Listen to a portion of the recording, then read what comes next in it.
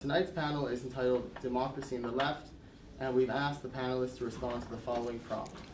So here it comes. The 2016 election was understood by many on the left as a crisis of democracy. In turn, it raised questions about the nature of democracy, society, politics, and their relationship. 8 years later, after a global pandemic and the presidency of Joe Biden, characterized by inertia, inflation, and the emergence of geopolitical tensions, these questions have only persisted while seemingly becoming more obscure. Democracy seems to retain an enigmatic character, always slipping any fixed form and content. People under the dynamic of capital keep demanding at times more and real democracy. But democracy can be like Janus. It often expresses both the progressive social and emancipatory demands, but also their defeat, their hijacking by an elected Bonaparte. What does recent history tell us about democracy? And then there are like some questions for the panelists that follow from the prompt. Is democracy oppressive, or can it be such? How would you judge Lenin's formulation that democracy is also a state, and that consequently democracy will also disappear when the state disappears? How do you understand the left's relationship to democracy historically? Do you consider historical struggles for democracy by workers as the medium by which they were assimilated to the system, or the only path to emancipation that they couldn't avoid trying to take? What is the relationship between democracy and the working class today? Do you consider it necessary to eschew established forms of mass politics in favor of new forms in order to build a democratic movement, or are current mass forms of politics adequate for a democratic society?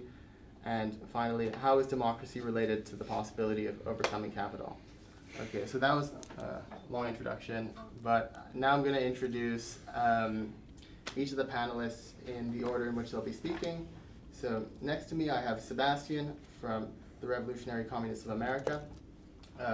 Sebastian is a member of the Revolutionary Communists of America, and they're a group that is trying to build a revolutionary party here in the US, and is part of the Revolutionary Communist International that has sections in over 30 countries.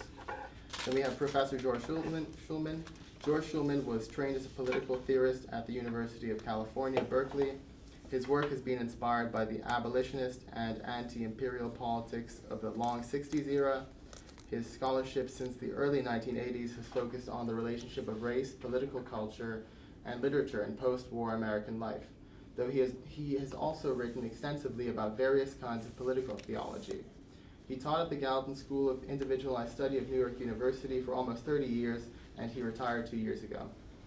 Grayson is a member of the American Communist Party. Grayson is a political analyst who has co-founded the Marxist group Infrared and the American Communist Party.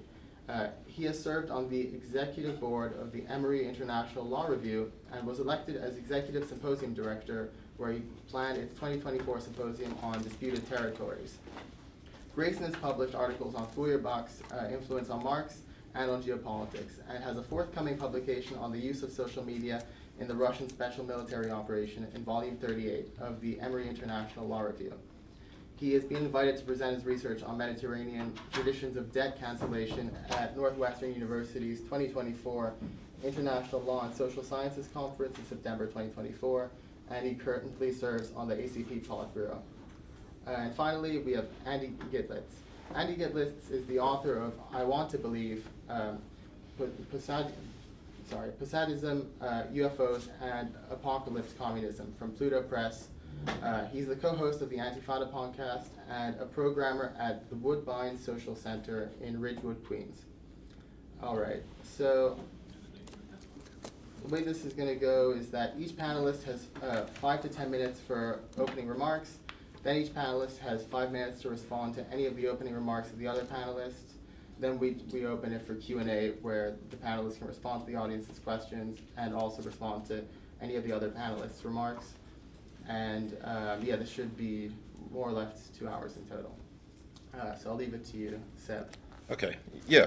Being here, we want to put forward the Marxist explanation of capitalist democracy, how communists would make use of it,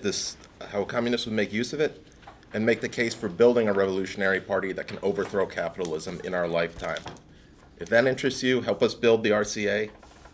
To get into this topic, I think when we talk about democracy, we have to be clear about what that really means, we live under capitalism today. When we talk about democracy, we're not talking about it in the abstract, but we're talking about bourgeois democracy, democracy under capitalism. Not a system of majority rule, but a system of rule by a tiny minority, the capitalist class that in stable times is able to be disguised as majority rule.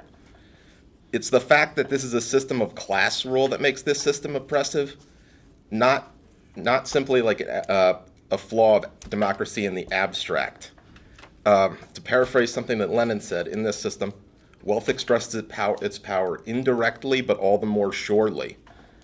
The left has talked a lot in recent years about the role of lobbying and stock investments for major political figures is an obvious example. Giving somebody $1 million, you would expect to get something out of that in return. Even without something this explicit, anyone who enters into government faces a massive amount of pressure, a class pressure on them, from the media, from public opinion, as well as they get very comfortable salaries and are isolated from the rest of the working class while being surrounded by representatives of capitalism. They're not entering into neutral institutions, but find themselves behind enemy lines if they go in there with the intention of reforming the system.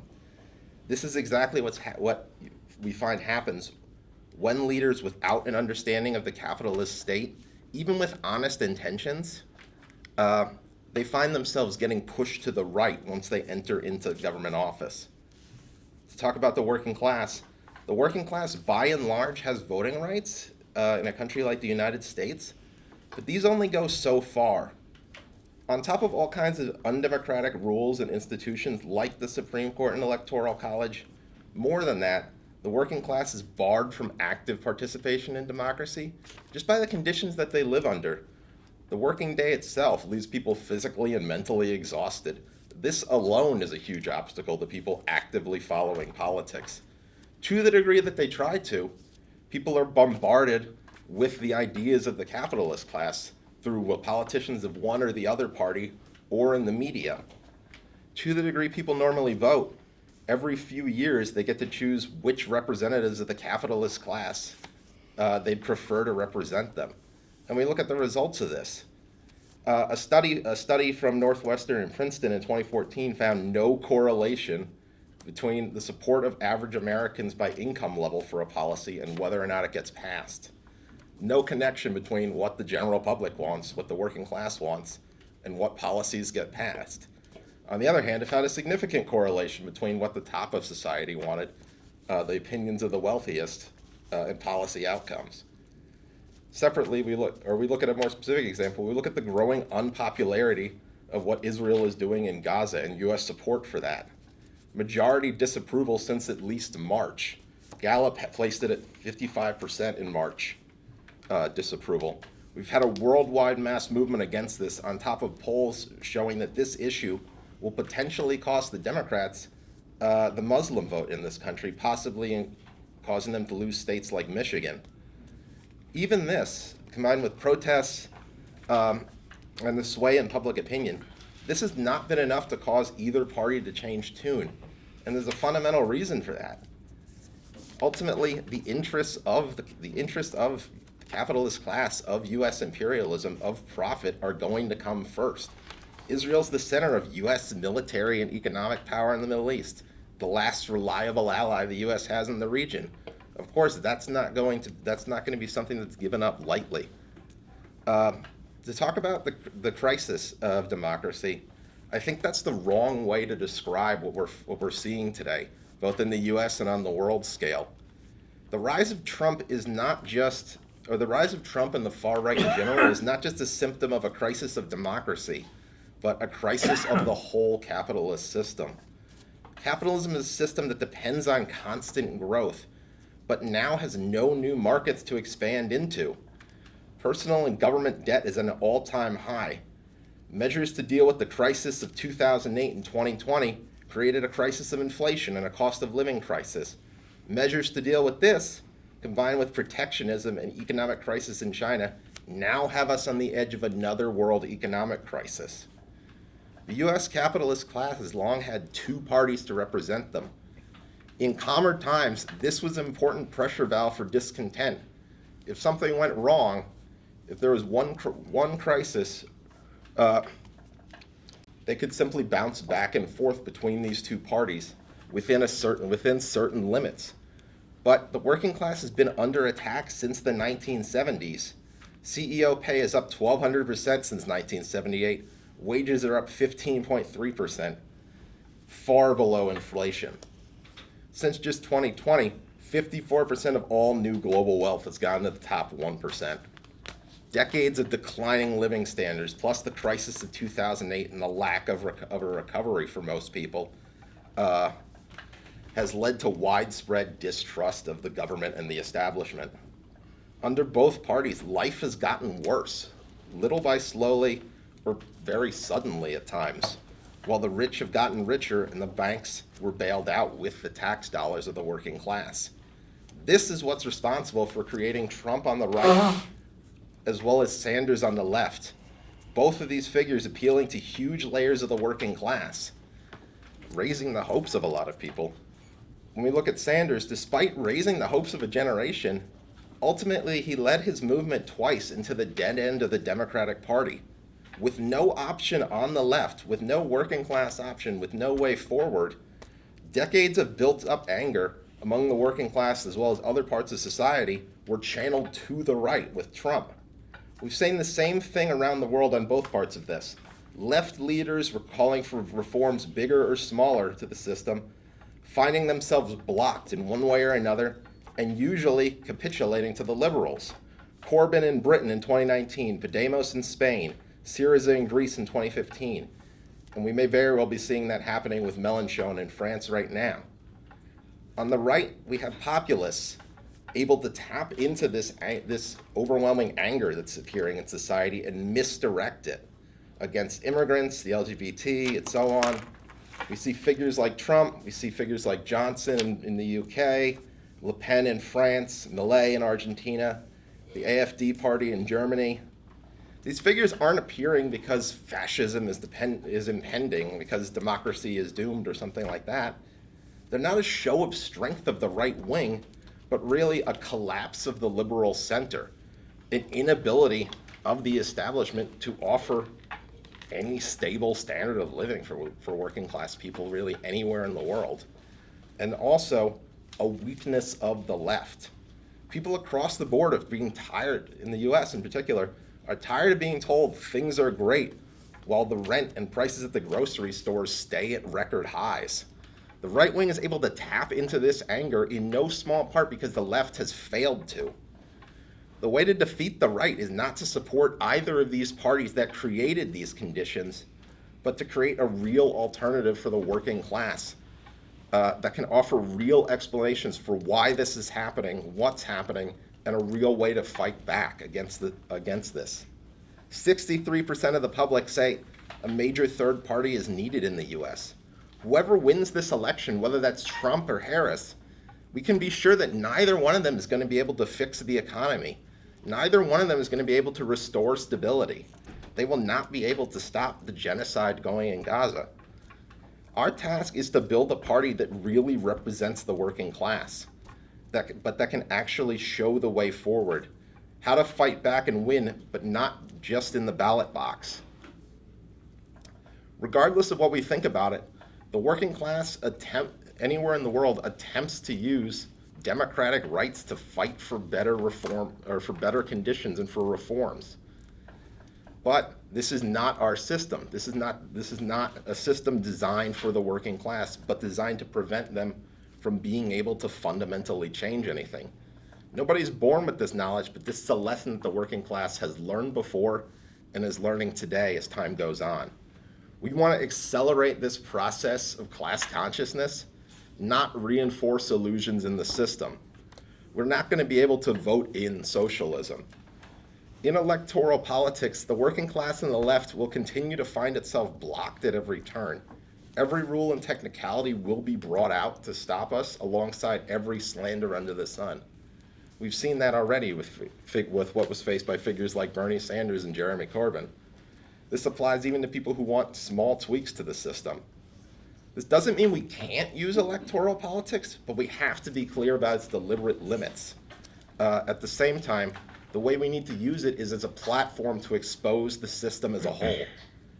The US left has not been able to provide any victories for the working class. In more or less radical terms, what has happened here is the left has backed the Democrats for decades in various forms. In office, figures that have gotten elected through groups like the DSA, people like AOC, ultimately have ended up tarring the label socialist through their association with the Democrats, playing into the rhetoric right now and the red baiting that the Republicans are doing, painting people like Kamala Harris as communists.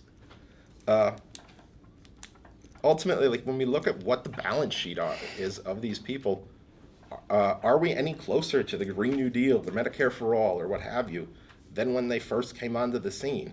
When we look at this, how does it look when the supposed left alternative end up as some of the most consistent supporters of Genocide Joe, all the way up to the debate where we find out he can't form a complete sentence after 4 p.m.?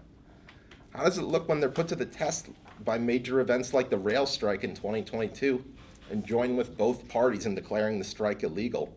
What was supposed to be the difference between AOC and someone like Pelosi to these striking workers? Electoral politics can't be an end unto itself, but it needs to be a platform to expose capitalism as well as just how undemocratic democracy under capitalism really is. The working class needs a party that will not only help it fight for its interests in the short term, but will accelerate the process of workers gaining class consciousness, of learning the power we really have as a class. We are the overwhelming majority of society. More than that, every part of society, every part of capitalism, every dollar of profit depends on the labor of the working class. Workers have the power to paralyze society. This is the power that we have to change the world. Take the issue of Palestine again. What can we do in America to undermine Israel's genocide of the Palestinians?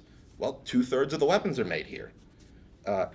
Built by workers and shipped by workers, many of them in unions like the UAW that have passed resolutions on Palestine.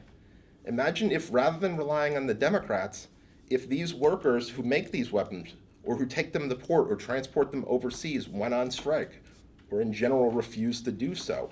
No matter how many bills Trump or Harris signed to send weapons to Israel, they'd cease to be worth the paper they were printed on. It's precisely on the backs of militant unions in the past, off of strikes and the threat of strikes, that the working class of this country has won some of the most important reforms of the last century. The 8-hour workday, Social Security and the right to retire, workplace benefits, the most basic workplace safety laws. You have a minute left. Yeah, I'm almost done. But no right or reform is safe as long as capitalism continues to exist. Any workplace reforms or regulations won in the past, now cut into profits increasingly threatened by an unstable world economy. While the right to abortion and the rights of trans people or immigrants make convenient targets for the far right, able to get elected by misdirecting anger at marginalized groups. Capitalism is a system in terminal decline. It can't provide a stable future for working people anywhere in the world. The ruling class has long been waging a one-sided war on the working class. This is clearer now than in decades. Everywhere in the world, the working class is being driven to fight back. In the US, 65% of people say nearly all politicians are corrupt. Only 9% say the country's on the right track. 55% say the system needs major changes, and another 14% say it needs to be torn down entirely. To get to the end, we believe we will see a revolutionary movement in the U.S. in the years to come. The RCA is trying to build a revolutionary party of the working class that will be prepared to lead our class to power when such a time comes. We are part of an international organization working to bring communist ideas into every union, into every workplace, into every school and campus. We are trying to build a party that will fight side by side with the working class in every struggle, using the lessons of history and past movements to put forward the most effective tactics in every struggle. That's the role of Marxist theory and of Marxists in the movement. We want to build a party that can use the rigged system of democracy under capitalism as one tool at our disposal to win the support of the working class, to expose the capitalist system with the aim of overthrowing capitalism entirely. We want to replace the illusion of democracy under capitalism with real workers' democracy, a system where the overwhelming majority of society really make the decisions and really run society. I'll leave my comments there. So I have about 10 minutes? Yes, yeah. Okay, well, let's see if I can do this. Hi, everyone. You sound a lot like I did 40 years ago, I have to say. So I may be actually communicating a generational difference. And I guess what I want to say is it's not right or wrong, but it may be a matter of youth and age. But I would say we probably need both views. So the way I want to approach each of those prompts is a 10 or 15 minute lecture, really. So, but I think I've written sort of a way through them. So first, I'm going to speak as a political theorist, no longer as the Marxist I also once was.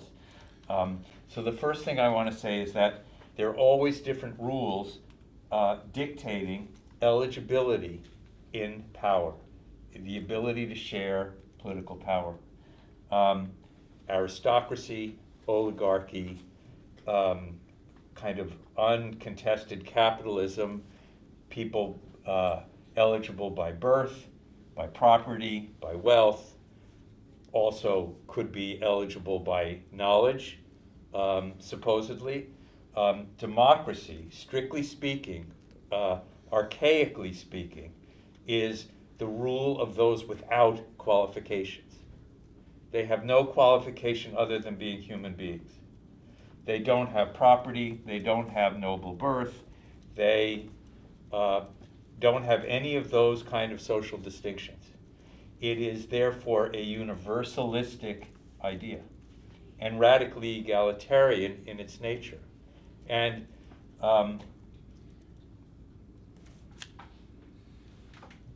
the rule of the demos is the rule of the many and the rule of the people. That's the idea. Okay, first thing. So as, I forgot your name already. Oliver said, democracy is enigmatic, because the second thing one has to say is that democracy has never existed universally, but that every regime professing to be a democracy has set up rules of eligibility, either by allowing property and versions of markets and capital and so on, or democratic rules among aristocrats who share and rule amongst themselves, and then likewise men rather than women, and whites rather than people of various colors. So democracy in practice has always been a very limited thing. Third, there's always been, in the last 200 years, really since Marx, there has been a kind of progress in terms of the franchise of formal democracy being expanded.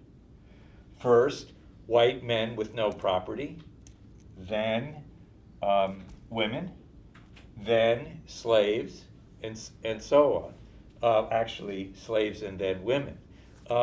Now, that formal expansion of a franchise is itself, as he said, a kind of illusion, because even if there's formal equality before the law, there's substantive, effective, daily inequality that continues, as Marx argued, and that in any system that we have experienced historically, the freedom of some is conditioned on the exploitation or domination of others, and of a few, freedom of a few, usually by the domination of many. So what Marx wanted to do was make formal equality substantive. He wanted to establish social relations that were genuinely reciprocal and mutual among people who recognized their dependence on each other. So you have the famous two lines. One, the development of each is a condition for the development of all, which I think is the greatest articulation of the democratic idea of justice. And secondly, from each according to ability and to each according to need. And as Marx argued in the 1840s, that involved having a labor party. And in Europe, there were competing parties anchored in classes. There was the creation of a labor party that demanded the franchise, and then social programs that would address substantive inequality. There was the Christian Democrats, who essentially were the residue of feudalism, and there was a liberal party, so-called, that was the party of capital directly. And Marx's project for a long while was to try to empower labor parties to mobilize a majority and take over the state and change the structure of social relations. And to this day in Europe, the parties are relatively more identified by class. There is still a Labour Party in Britain, although it's no longer the voice of working people. But there's still parties that have these history of affiliation in class terms. In the U.S., that's never been the case. So I want to talk for a second now about what some people call American exceptionalism, which was an idea invented by socialists and Marxists in the 1930s to explain why they were having so much trouble in the U.S.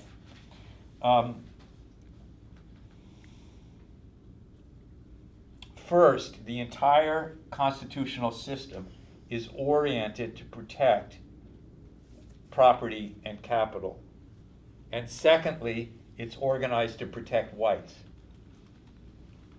slavery and whites, and slavery as a form of property. And the system is organized to make any large-scale movement extremely difficult, even with the creation of a majority.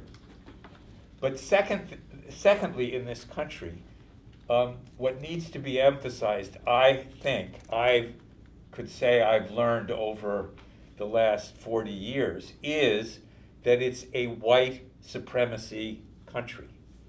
The working class, so-called, is racist thoroughly, the white working class. But working class in this country is women and people of color. But most Marxism talking about the working class tends to still think about the whites who voted for Bernie. There's some issue in terms of the history of the left of trying to come to terms with race. My sense is that the left has never been able to do that. And that consequently, American politics is stuck. That the only way to create a mass movement against capitalism is by actually dealing with the issue of abolition and the other kind of inequality that so deeply structures this country. Not the 1% versus the 99%, but the whites versus people of color.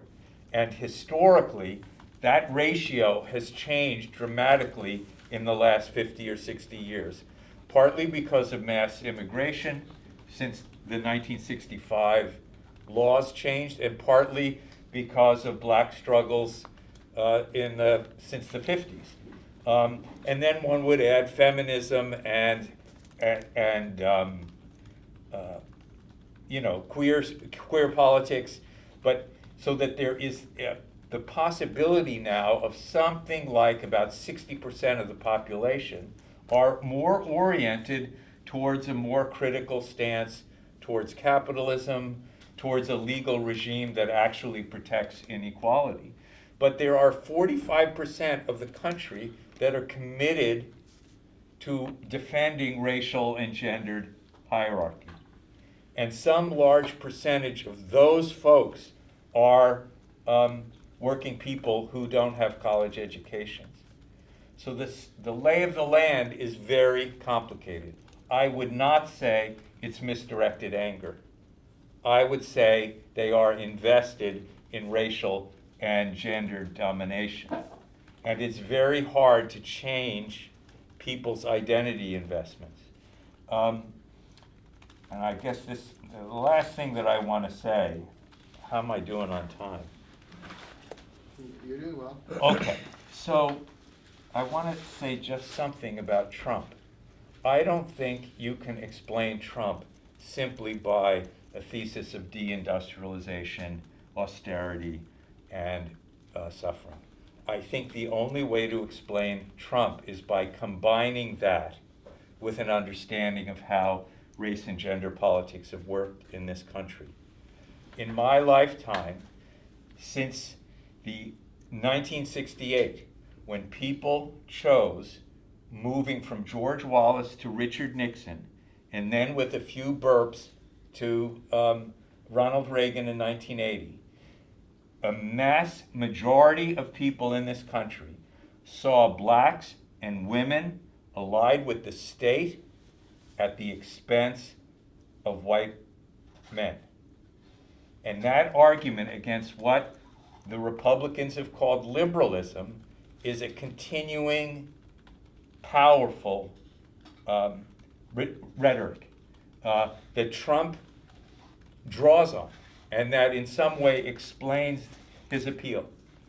And if one says, well, is he a typical Republican? In some ways, absolutely. He offers tax cuts, he offers deregulation, which is what the corporate elites want, but he also did abolish abortion, which is what a vast number of evangelical people, including vast numbers of working class people, wanted. So it's a complicated project. And in addition, Trump does not accept the central premise of a democratic politics, which is the peaceful transfer of power. If you can't accept losing in an election, then you are in a different political game. And Republicans, as bad as they were, there was the formality of democracy was maintained. Now, one could ask, I imagine myself asking, well, does the left really need formal democracy? I would say we're in what Gramsci called an interregnum. He said it's a period in which old gods are dying and new ones are born. Gramsci thought he knew which was which. He thought socialism was the new god and capitalism was the old one. But right now, it's not clear to me which is the old god that's dying and which is the new god that's aborning. In an interregnum, there is a decisive change in history. My sense is that historically, the left has always taken a two-sided approach. You've described it, I thought. On the one hand, build a social movement that is radically critical of inherited hierarchies and inequality. On the other hand, engage in electoral politics. At this moment, we're in what I would call a Weimar moment. I really think that. I think if people don't vote for Harris, whatever the hell they think about her, it will be the last election that we have. I don't believe that Trump will, or the Republican Party. We're not in the same order of reality that we were 10 years ago. These people are not committed to the peaceful transfer of power. They are a minority party using all the advantages that the Constitution gives them to hold on to their power by declaring the vast majority of people, the working class, to not be truly citizens and to disenfranchise them. There are historical roots for this recurrently in American history, but this is a real hinge moment, I think. So I started as someone who would never vote for Hubert Humphrey because he was an imperialist and a capitalist. And by not voting for Humphrey, I elected Richard Nixon. And by electing Richard Nixon, I elected Ronald Reagan. And these people did enormous damage to the fabric of society and enormous harm to actual people, especially the most vulnerable. The differences between the parties at some high level of abstraction may not seem so great, but when you work out what the actual effects are in people's daily lives in terms of food stamps, access to health care, treatment on streets or by police, the difference can really magnify, I think. So I think a condition for the left is keeping a democratic space open, even if it's been hollowed out, even if it's formal. It needs to be kept open so we're not put in jail. It's really simple. I don't know how many of you have studied what happened when you have a genuine authoritarian party. I don't have to say fascist, I could. It's an American kind of fascism. But the point is that there is not going to be an open kind of process. And whatever the constraints were historically for the left, and he described the constraints very effectively, if that political space closes down, then we're in a very different situation. And I worry about not just immigrants being deported, but undocumented people being deported. But what will happen to the whole fabric of society? That's not to say that elections are transformative in themselves. I don't think that. I'm a social movement guy. But we require that space politically to be left or kept open as a condition of doing our work creating radical social movements. Okay, I did my thing.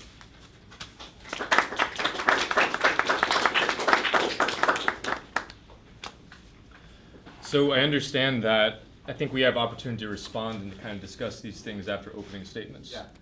So I think there's a lot to say that you said I agree with and disagree with, but I'll get into that a little bit later. The first question, as the professor stated, all these questions could have a 15, 20-minute response to them. So just in the sake of just focusing on one, the first one is whether democracy is oppressive and can it be oppressive as such? And then how do we judge Lenin's formulation that democracy will also wither away with the state?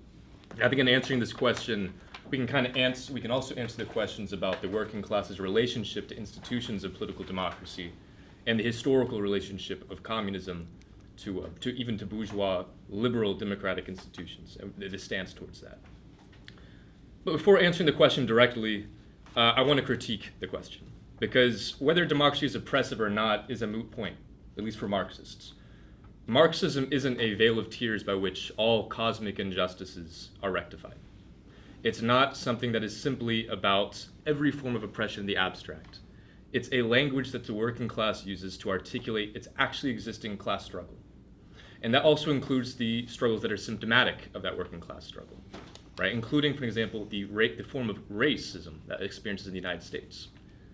So for Marxists, the state itself is an organ of class rule. It's an organ of the oppression of one class over another that legally sanctifies this oppression. For Marx and Engels, even the democratic republic retains this class character. In all states, insofar as they're states, they employ the mechanisms of oppression in forms of the army, the police, taxes. This is all oppressive. So to answer the question very directly, yes, of course, democracy is oppressive. The political institutions that facilitate it are oppressive. But so is the proletarian form. It's not just the bourgeois form that deals with depression. The question is not whether it's oppressive, but who oppresses whom, and what class interests are the levers of the state exercised and over whom is it exercised. So I reject the question of oppressive. Instead I want to substitute it with amicable to the workers' movement. I think that can maybe be a language that's in common on this panel. So is democracy is it necessarily amicable to the workers' movement? Does it facilitate that movement? Is it something that the workers' movement can find expression in?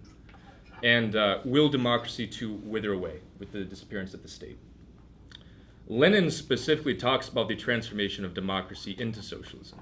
He says that consistent democracy demands socialism. This process that Lenin describes in State and Revolution involves a simplification of the state to the operations of control and accounting to the point where any cook can run a country.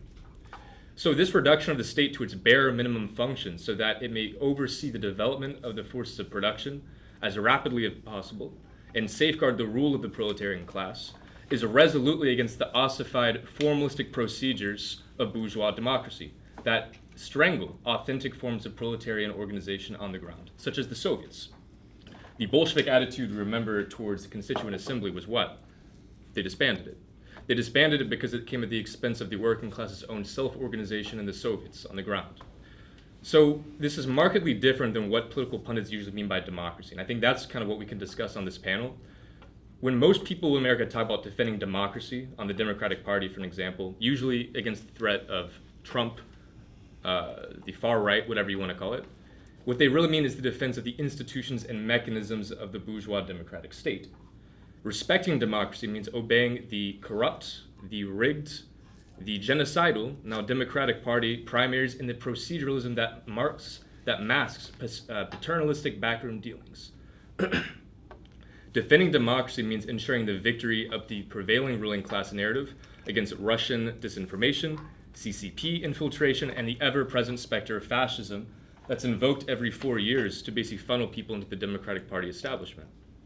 This included also in France with the specter of Le Pen that marshaled everyone to Macron. So democracy today, in common parlance, it just refers to little more than the consensus of three-letter agencies, the think tanks, the corporate media, the NGOs, that function as expressions of the same monopoly capitalist dictatorship, and that excuse every violation of democratic liberties in defense of democracy. And I think that's what you're seeing a lot today, where, to paraphrase Stalin in his last speech, he says even the bourgeois democracies are throwing overboard all these democratic liberties that they previously were affording to people, that the working class fought and died for in order to gain. And now they're getting rid of all of it. So in this sense, democracy is indeed oppressive and hostile to working class politics, if we mean liberal democracy. Democracy refers to the formalism of the bourgeois liberal democratic state, but this state, and again to summarize Stalin, is increasingly hostile to these same formalistic democratic freedoms. The state that increasingly acts as the open dictatorship of Wall Street abandons its pretenses to democracy as it turns to the direct elimination of its threats. In the cases of organizers like Fred Hampton, or contemporarily like Omali Yeshitala, and silences journalists like Gary Webb and Gonzalo Lira. It turns to nefarious disinformation campaigns against law-abiding citizens, such as the many American communists in this room and the organizations we're a part of, and its historical predecessors, the Communist Party USA. It abandons its pretense to the right of self-determination as it invades Iraq and Afghanistan, as it imposes mass surveillance on the American people to the detriment of our constitutionally guaranteed freedoms. This ruling class of America, in the name of safeguarding and protecting democracy against fascism, which only means, by the way, political sovereignty exercised outside of liberal democracy, destroys even the formal bourgeois democratic liberties of the Constitution, which gives us the same breathing room that the professor wisely talks about. We need to preserve this breathing room, but it's being destroyed by the same institutions that are rallying us behind democracy against the fascist threat. So democracy for Lenin and for Marxists historically, I would argue this. Democracy for them has more in common with what we call populism than it does with liberal democracy. When Marxists have historically talked about democracy and the democratic struggle, securing freedoms to educate, agitate, and organizing, they're talking not about the formal institutions and the proceduralism of bourgeois liberalism, which is important to defend, by the way, But they're speaking more about like Mao going to the countryside and rallying the people against these cities. The democratic struggle, which, by the way, means ruled by the demos, it means supporting popular forms of sovereignty that can give expression to the interests of the working class and to the broad masses. So in this sense, Marxists are defenders of bourgeois freedoms that provide the breathing room for educating, agitating, and organizing, for building a party. But this shouldn't be confused with a defense of the institutions that facilitate the destruction of these freedoms, under the guise, ironically, of defending democracy. So to the extent that Marxists defend democracy, they defend popular sovereignty against the encroachment by the monstrously bureaucratic, increasingly open class dictatorship of the monopoly bourgeoisie. This puts them on the side of defending the Constitution, of defending the basic rights of the people guaranteed by the Bill of Rights, even if they are marginal and if they are just formalistic. This breathing room needs to be preserved, especially as it concerns freedom of speech and expression against the security state and other forms such as the Department of Homeland Security, the FBI, the CIA, and other unelected, unaccountable agencies, which, by the way, were formed historically to oppose who? The communists. Right, all of what MAGA calls the deep state. And this is a point we can talk about because the MAGA communist meme that Infrared came up with was about this specifically. It's not right-wing tailism. It's not saying we should follow the base instincts of the most reactionary working class. It's to recognize what the professor said, we are waging a different form of struggle. Like it was mentioned that the Republicans, or at least Trump, MAGA, is not playing by the basic rules that have governed democracy previously, but that should be a given for Marxists. For us, we are waging class war. For us, politics is the expression of class struggle. It is already war. And so MAGA allowed for the articulation of an independent politics outside the Republican-Democratic divide.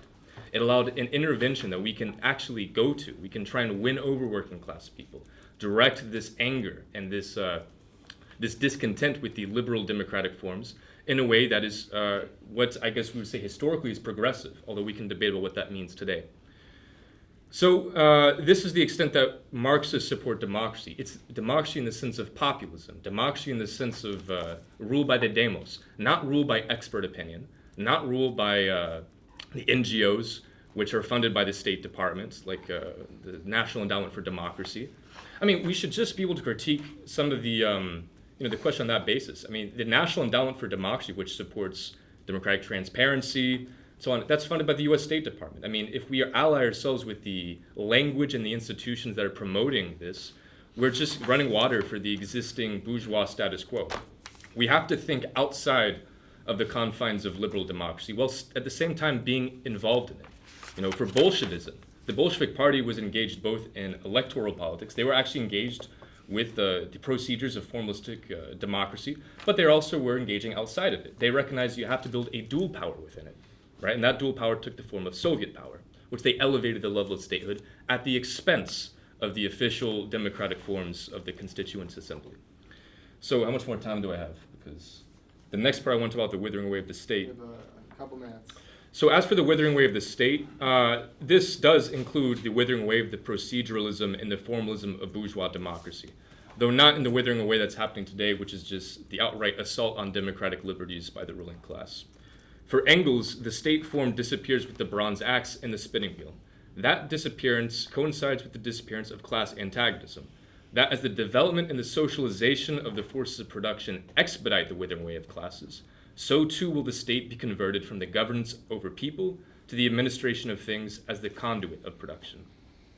So my point in saying this is that there's a problem a lot of times you find online with people talking about the abolition of the state. And it's often a point brought up by many left communists, not to strawman y'all, anarchists especially, where the Marxists are derided for basically leaving the state alive. But for Marxism, the disappearance of the state is not a disappearance that's willed by any actor. The state just disappears in the sense of becoming an inadequate form to the overflowing of the productive forces that outstrip the form of the state which relies on coercive mechanism or even deliberate mechanisms like democracy. So the withering of the state may well mean the automation of, it might mean, the abolition of what we call democracy. But the point is that democracy at its fullest extent is equivalent to the abolition of the state form. Look, from Marx, if you read Marx's early writings, he says democracy is the truth of monarchy, right? And what he meant by that was that every state's fundamental constitution rests on a rule by the people. Is that monarchy is a kind of mediated by the external form, but democracy is where form and content are coinciding. It's where the people are ruling themselves. That implies the withering away of the state. That implies the withering away of formal proceduralism. So I think that this question is interesting. We can get into it more, but fundamentally, yes, the states, even the form of democracy, that form of the state will wither away within communist administration. But until then, communists must fight for democratic liberties, must fight to preserve the democratic liberties that are sanctified by the Bill of Rights, the Constitution, even fought for by people who are not Marxists, such as libertarians, populists, people who don't identify with even the left-wing tradition, but objectively find themselves in that position as their rights are stripped away by an increasingly monopolistic and fascistic bourgeoisie. So we can get into some of the questions about what that means as far as organizing, but with that, I will pass to Intifada. Thank you. Andy is my name, by the way, and feel free to straw man me. I'll try to do my best to straw man myself right now. Thanks to Platypus for having me. This is my 4th Platypus panel. Every time I'm invited, I try to talk them out of it, and they keep asking me to do it. So hopefully this will dissuade them from inviting me in the future. I've also always wanted to perform on Broadway, so I appreciate the location. So question 1, how do you understand the left's relationship to democracy historically? Marx defined communism as the real movement which exists right now to abolish the present state of things. The purpose of the organized left, which a few groups in the US understand, while the majority of sects are totally oblivious, is to recognize and record this movement, providing it with the strategic data to intervene, collaborate, and achieve higher levels of collective power. Representative democracy, on the other hand, triumphs along with social atomization. It is the limited power of the greatest number, and the fuller power of the greatest limited number. As a result, the great ideologies very soon abandoned faith for numbers. Nowadays, the American nation is no more than a few thousand war veterans. And what Marx and Engels used to call our party is today in the wildest dreams of the DSA, PSL, RCA, and ACP, a few million voters and a couple thousand militants. This is the so-called mass party. Here we see the way ideology draws its essence from quantity. It is simply an idea reproduced again and again in time, Pavlovian conditioning, and in space, where the consumers take over. The revolutionary intelligentsia should now make an uncompromising departure from the long period during which the sleep of dialectical reason engendered monsters. The new world that must be understood comprises both the continual increase of material powers that have yet to be put to good use and the spontaneous acts of personal opposition engaged in by ordinary people with a limited perspective of proletarian history. In contrast to the old utopianism, which put forward more or less arbitrary theories that went beyond any possible practice, though not without having some significant influence, there is now, within the various problematics of modernity, a mass of new practices that are seeking their theory. Uninterested in these practices, the intellectual party that some dream of is impossible, because the collective intelligence of such a union of intellectuals would only be on the miserable level of people like Bhaskar Sankara, Chris Catrone, and Haas. The officially recognized intelligentsia is fundamentally satisfied with the way things are. If it is dissatisfied with anything, it is nevertheless quite satisfied with its own mediocre literary expression of that dissatisfaction. And even if we vote for the left, so what? The petty bourgeois social sector from which the intelligentsia descends is the most instinctively anti-revolutionary. Like a preview audience, it taste tests consumer products that will gradually be made available to all the workers of the developed countries. Those of us who are pro-revolutionary intend to disillusion that stratum of intellectuals, to expose the fraudulence of all their trendy values and tastes. But we also know their shame will never come from the critiques and trolls of their fellow intellectuals, but only in a true revolutionary rupture that will reveal their total ignorance and irrelevance. For the next answer, I combine questions 2 and 3. Do you consider historical struggles for democracy by workers as a medium by which they are assimilated into the system, or the only path for emancipation? And what is the relationship between democracy and the working class today? Dig Pavlov and his dog Spot. Ring the bell and then give Spot some food. Soon Spot salivates when you ring the bell. Conditioning. Aided by thousands of mercenary psychologists from universities, Madison Avenue got American people in the 1950s to salivate when they heard the word communism. They say the proletariat has been given a raw deal for centuries, but the communists are using black liberation, queer liberation, feminism, environmentalism, wildcat strikes, and the anti-war movement as a front, so we have to stop them. The politician rings the bell. The people froth and quiver. So much for black lives. Next problem, Israel's an apartheid state, not a democracy like the United States, but the Palestinians are decolonizers, and then that's they're leftists and they're better dead than red. The politician hits the bell, and the American people slobber all over their red, white, and blue bow ties. But then a wonderful thing happened. Children were born. Children who get no bad vibes when we hear the word intifada. We get sexually aroused by the word revolution. We get high on socialism, and we puke at the sounds of Harris and Trump. The government is frantic to find a word to make the American people drool again. They hire focus groups and even semanticists to find new words to keep us aligned to the parties. Insurrectionists, Antifa, immigrants. The most popular ones now are woke, crime, terror, and conspiracy. In Atlanta, they arrested dozens of forest defenders for conspiracy to commit domestic terror by trespassing in a public park. Conspiracy to commit a misdemeanor is a felony with a terrorism enhancement. Dig the semantics. They busted teenagers at Columbia, City College, New School, and NYU for setting up tents and occupying buildings to protest the genocide in Gaza. Even wearing a keffiyeh is now considered by figures in both parties to be incitement to terrorism. According to our own semanticists, conspiracy comes from the Latin root meaning to breathe together.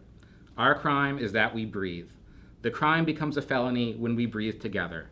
The seriousness of the felony mounts as more people start breathing together at the same time in the same place.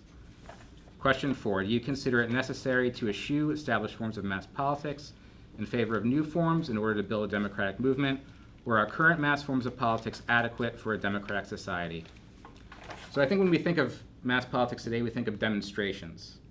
I never know what the issues are at demonstrations. They're always decided by people who like to go to meetings to debate for hours what the issue should be. All we should want from those meetings are demands that the establishment can never satisfy. What a defeat if they satisfy our demands. Demonstrators are never reasonable. We always put our demands forward in such obnoxious manner that the power structure can never satisfy us and remain the power structure. Give us an inch, we'll take a mile. Satisfy our demands, and we've got 12 more. The more demands you satisfy, the more we got. Then we scream righteously angry when our demands are not met. Satisfy our demands, and we lose. Deny our demands, and through struggle, we achieve the love and brotherhood of a community.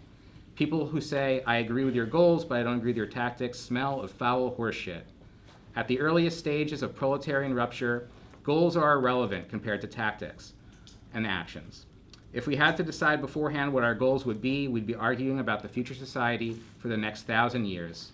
Let's worry about that bridge when we come to it. The goal now is to blow up the bridge just behind us. The movement gets its unity around tactics. We become a community through collective action. People are always asking me, what's your program? I hand them a Mets scorecard. Or I tell them to check the yellow pages. Our program's there. Fuck programs. The goal of revolution is to abolish programs and turn spectators into actors. It's a do-it-yourself revolution, and we'll work out the future as we go. Castro said, the goal of the Cuban Revolution is to turn every individual into a legislature. Representative democracy is the enemy. The goal is each man his own revolution. And I do have one reform proposal.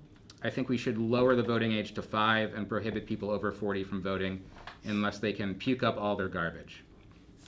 5, how is democracy related to the possibility of overcoming capital? The individual beside you is not merely an ordinary human. He embodies the essence of a political being. A political being is someone who comprehends the prevailing circumstances, yet chooses not to yield to external authority. This person aspires to lead an independent life, exercising control over their own existence, while respecting others' rights to do the same. To embrace the identity of a political being, one must recognize that politics permeates our lives and is not solely determined by votes. Understanding this, one must then seek the means to acquire sufficient power to live according to their own desires.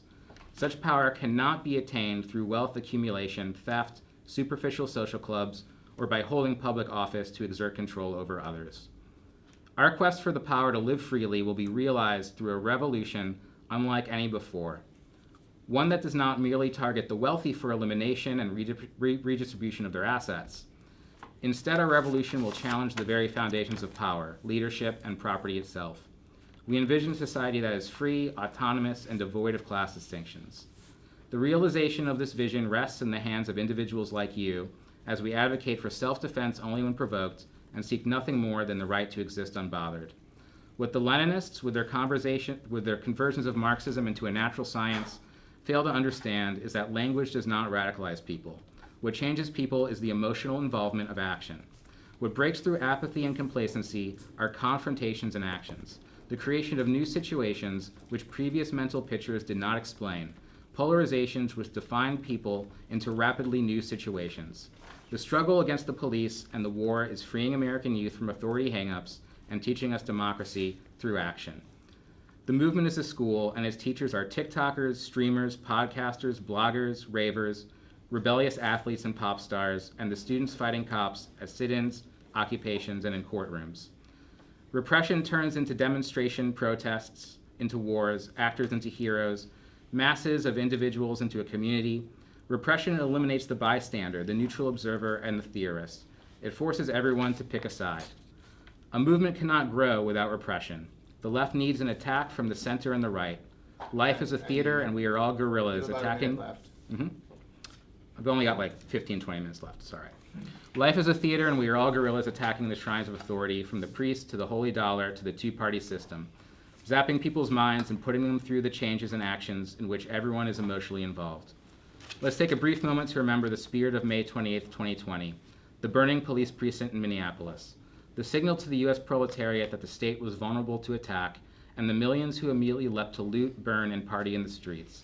Let's remember Trump hiding in a bunker, and Democratic politicians and cops alike kneeling in supplication to a mass working-class party.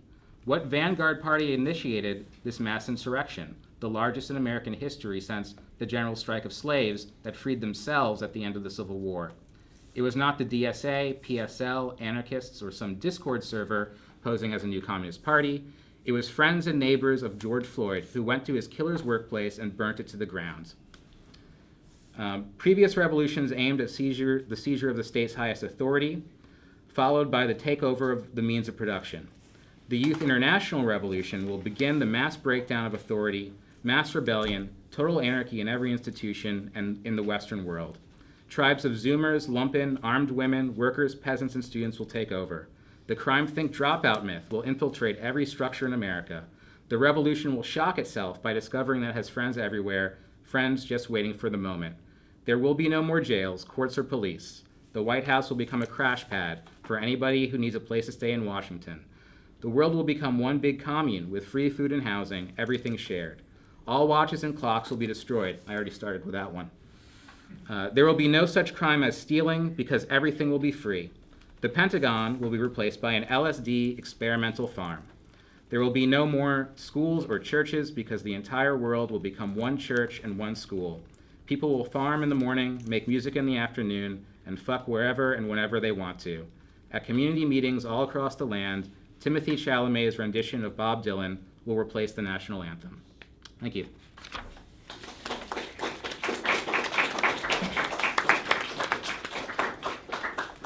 Now each of the panelists has the chance to respond to the others. Let's say 4 minutes, and I'll have to be tight on time just because I want to make sure there's lots of time for Q&A. Go ahead, Seth. Do you want to just skip to the Q&A? What a concept.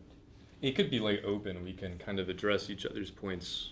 I think if you could all keep your remarks brief then, but then I think it would be good to have the possibility of each of you to respond to each other, just in case. Okay. Yeah, I guess to start with a response to the most recent speaker, I think what this sounds to me like is a defense of spontaneity. Ultimately, it is correct that language does not radicalize people, but it's material conditions that radicalize people. It's life under capitalism that has really brought so many people to the left, to the degree people have been brought to the left. If you go and ask people who identify as socialists or communists and ask them why they do, what radicalized them, the most common answer is something along the lines of everything. and they start describing life under capitalism. I think, separate from this, I think it's also wrong to over-fetishize spontaneity. When we talk about a revolutionary movement, when we see the masses take history into their own hands and go into the streets, this will not be called by any party. This is going to be something that happens when anger hits a limit, in a similar sense to how Black Lives Matter was a spontaneous mass movement. But I think also when we cite Black Lives Matter, we also see the problems of a purely spontaneous movement. One of the biggest attacks that was made on the movement was the issue of looting. These were not, the people who were doing looting were not part of the movement, but people who took advantage of that and took advantage of the chaos. We can't have a disorganized struggle, and it's certainly not a disorganized struggle for power. And again, something that was mentioned was the idea of partying in the White House. That's not something we've seen in the US, but we have seen it around the world before, and we've seen that recently as well. A couple of years ago, we had a revolutionary situation in Sri Lanka. It got to the point that the president and the prime minister were forced to flee the country, and people were partying in his pool. That's all well and good in and of itself, but the problem was, again, this was a spontaneous movement without a leadership.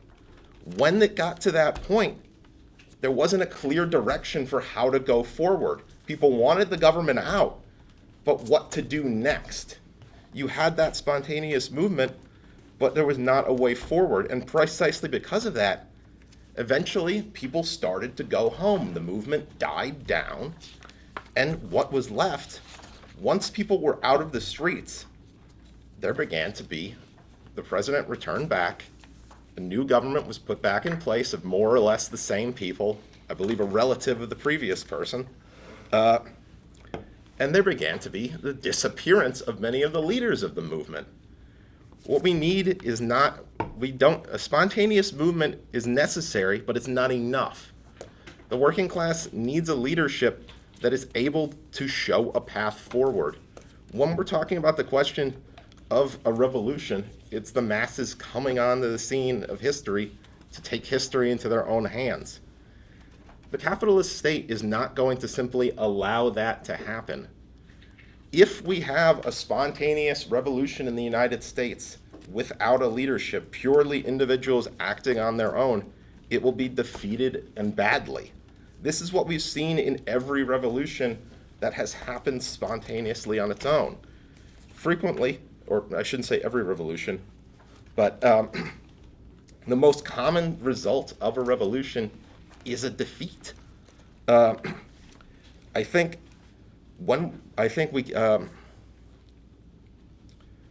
spontaneity is not enough on its own. The spontaneous movement of the working class needs to be used while it is there. A revolutionary situation is not going to last forever. A party needs to be built in advance, needs to have earned the trust of the working class in advance to be able to make a successful revolution out of that. That is the point of studying theory, is so that we learn the lessons of history, so that we're not going into the struggles that are inevitably going to be in the future in this country and around the world blindly. I'll leave my comments there. Okay, this is very interesting. I think this is really interesting. There is a kind of Venn diagram here. And I'm trying to articulate where I diverge from you guys. I think it has to do with what all of you call bourgeois democracy. I would never call it just bourgeois. I would call it ruled by men and by whites. The word bourgeois does not capture the nature of the aristocracy or of the oligarchy that has ruled the country. Bourgeois democracy doesn't get at it. It was Marx's way to get at the contradiction in this idealized word called democracy. But what has happened, again, since the 50s is that that Marxist language has been blown up by the discovery of race and gender. Not destroyed, but I should say enlarged or complicated. So I would not just say we're talking about bourgeois democracy, we're talking about a regime in which the rules are set by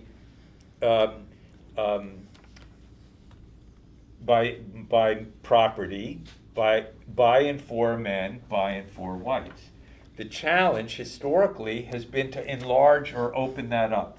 So rather than say class struggle, I'm inclined to say democratic struggle, in the sense that there is a demand for equality, which includes addressing issues of economic inequality or precarity or so on.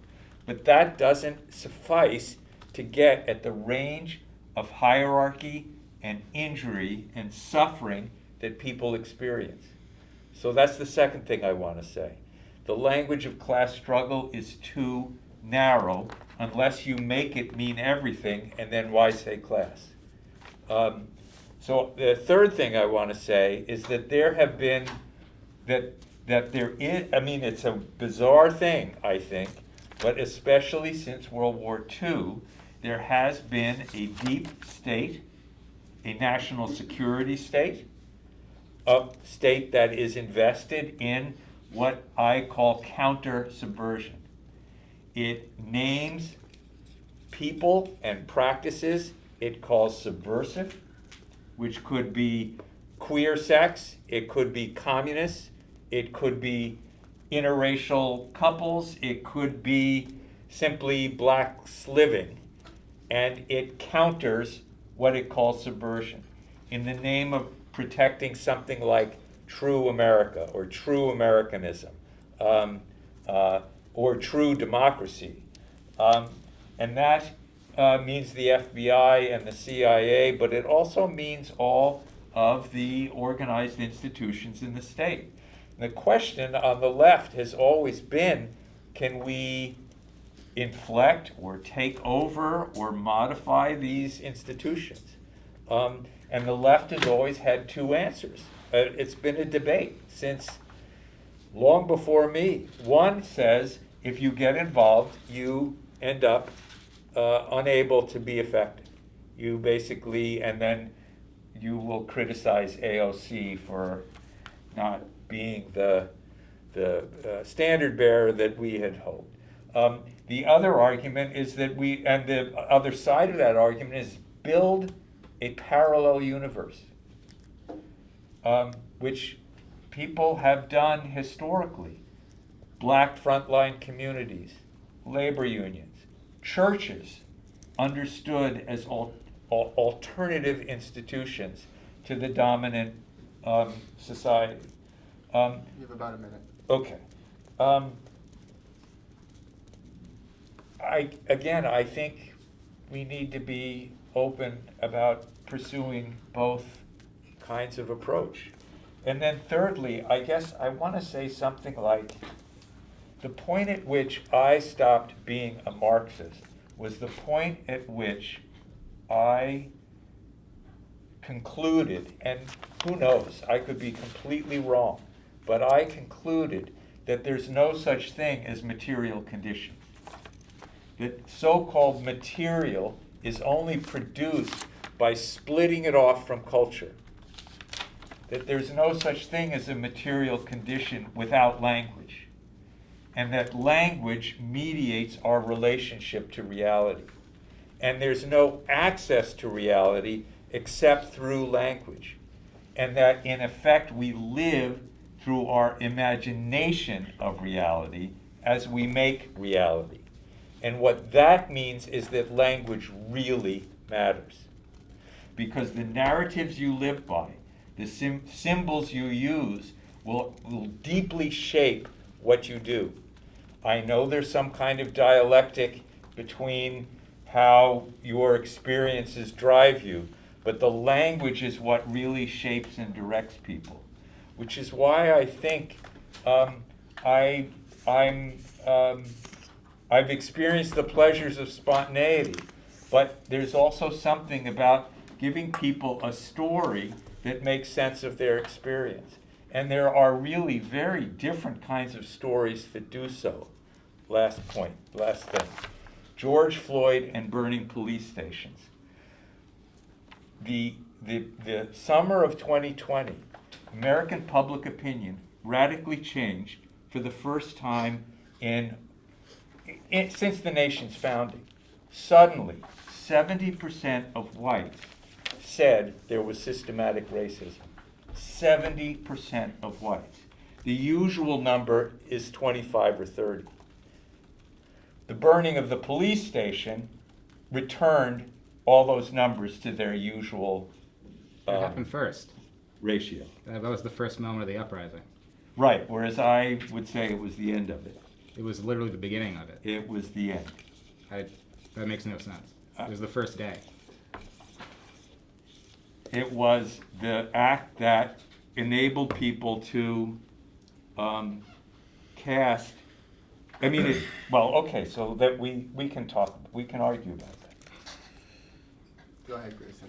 So there's a lot to respond to. I think the first thing I want to say, though, is there's a common theme where I think democracy is being treated very abstractly.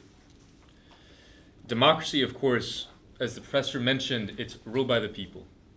It is ruled by the demos, specifically in the Greek context, those without any kind of property. But I think that we need to understand that democracy and proletarian dictatorship, which is the substance of socialism, are two different registers. The reason why bourgeois democracy I still defend as a valid concept is because it's referring to formalistic democracy. Democracy, which is, if you want to put it, the rights are unrealized. You have the freedom of expression. These are kind of ideal bourgeois democratic forms. Freedom of expression, of speech, assembly, religion, whatever you want. Perfect, total equality of the French Revolution. But obviously, in practice, this is marred by the existence of capital, of private property. The socialist critique was not that we're like Bourdieusists and we just oppose this mass rule. The point is that proletarian dictatorship is exerted at a different register. It doesn't come at the expense of democratic forms necessarily, but it's a supplement. In the same way that we say that bourgeois democracy, it belies a dictatorship by a definite class. And this dictatorship is openly expressed today. It's more and more openly expressed today as these basic rights and freedoms that were won over by working people historically, in the labor movement, by communist parties, by geopolitical pressures, by the fact that we had a Soviet Union, a communist bloc that exerted a big pressure on the Western liberal democracies to institute social freedoms. This is the reason why we have a robust sense of, social liberties in the US, but this is all of a sudden coming to an end today. The state is increasingly cracking down on speech, on rights that were previously a given in the liberal democracies. And it's all being done in the name of defending democracy. It's being done in the name of defending against the fascist threat, which is always evoked every 4 years. It's going to take everything away, and we're supposed to support the fascist Democratic Party, which, by the way, meets, if we're going by the Comintern's definition, it's 100% a fascist party. It has marshaled civil society, the unions, the NGOs, the military-industrial complex, towards the service of the open dictatorship of finance capital. So I think that we, yes, should support the democratic struggle, but that means fighting on behalf of those forces, which is also trying to preserve the basic breathing room afforded by the Constitution, which you're right, it has its origin in protecting not just capital, but also white supremacy, which supporting settler colonialism, whatever you want, but the form that is open, and that's the point. This form gives the breathing room for a socialistic substance that can supplement this. This is, by the way, I don't want to go on about this too long, but this same dichotomy of registers is the case in actually existing socialism today. The People's Republic of China, the party dictatorship, does not exist at the expense of the actual state government. They are parallel structures. They work together, of course, but they are different. And they're different because there's a recognition that communist and socialist politics, it exists as something that is an answer to the inadequacy Are you of bourgeois defending formalism. the Chinese state? As socialistic, yes. We can discuss this because it's a fun topic. But before we do, And I want you're, to discuss you're this. attacking the bourgeois democratic one? Yes, yes. Well, I'm saying that it is disappearing. Okay. It's disappearing as a result of the contradictions within liberal democracy. But the Chinese state isn't doing the same thing? No, I would say absolutely the Chinese state, and we can discuss this more in depth. I want to get to Andy's point as well. But the Chinese state, I think, does represent a form beyond liberal democracy. You mentioned something, which is that we're at an interregnum period. Gramsci said a time of monsters. And I would agree 100%. But I think the interregnum and the disappearance of old forms is the inadequacy of the bourgeois liberal democratic form.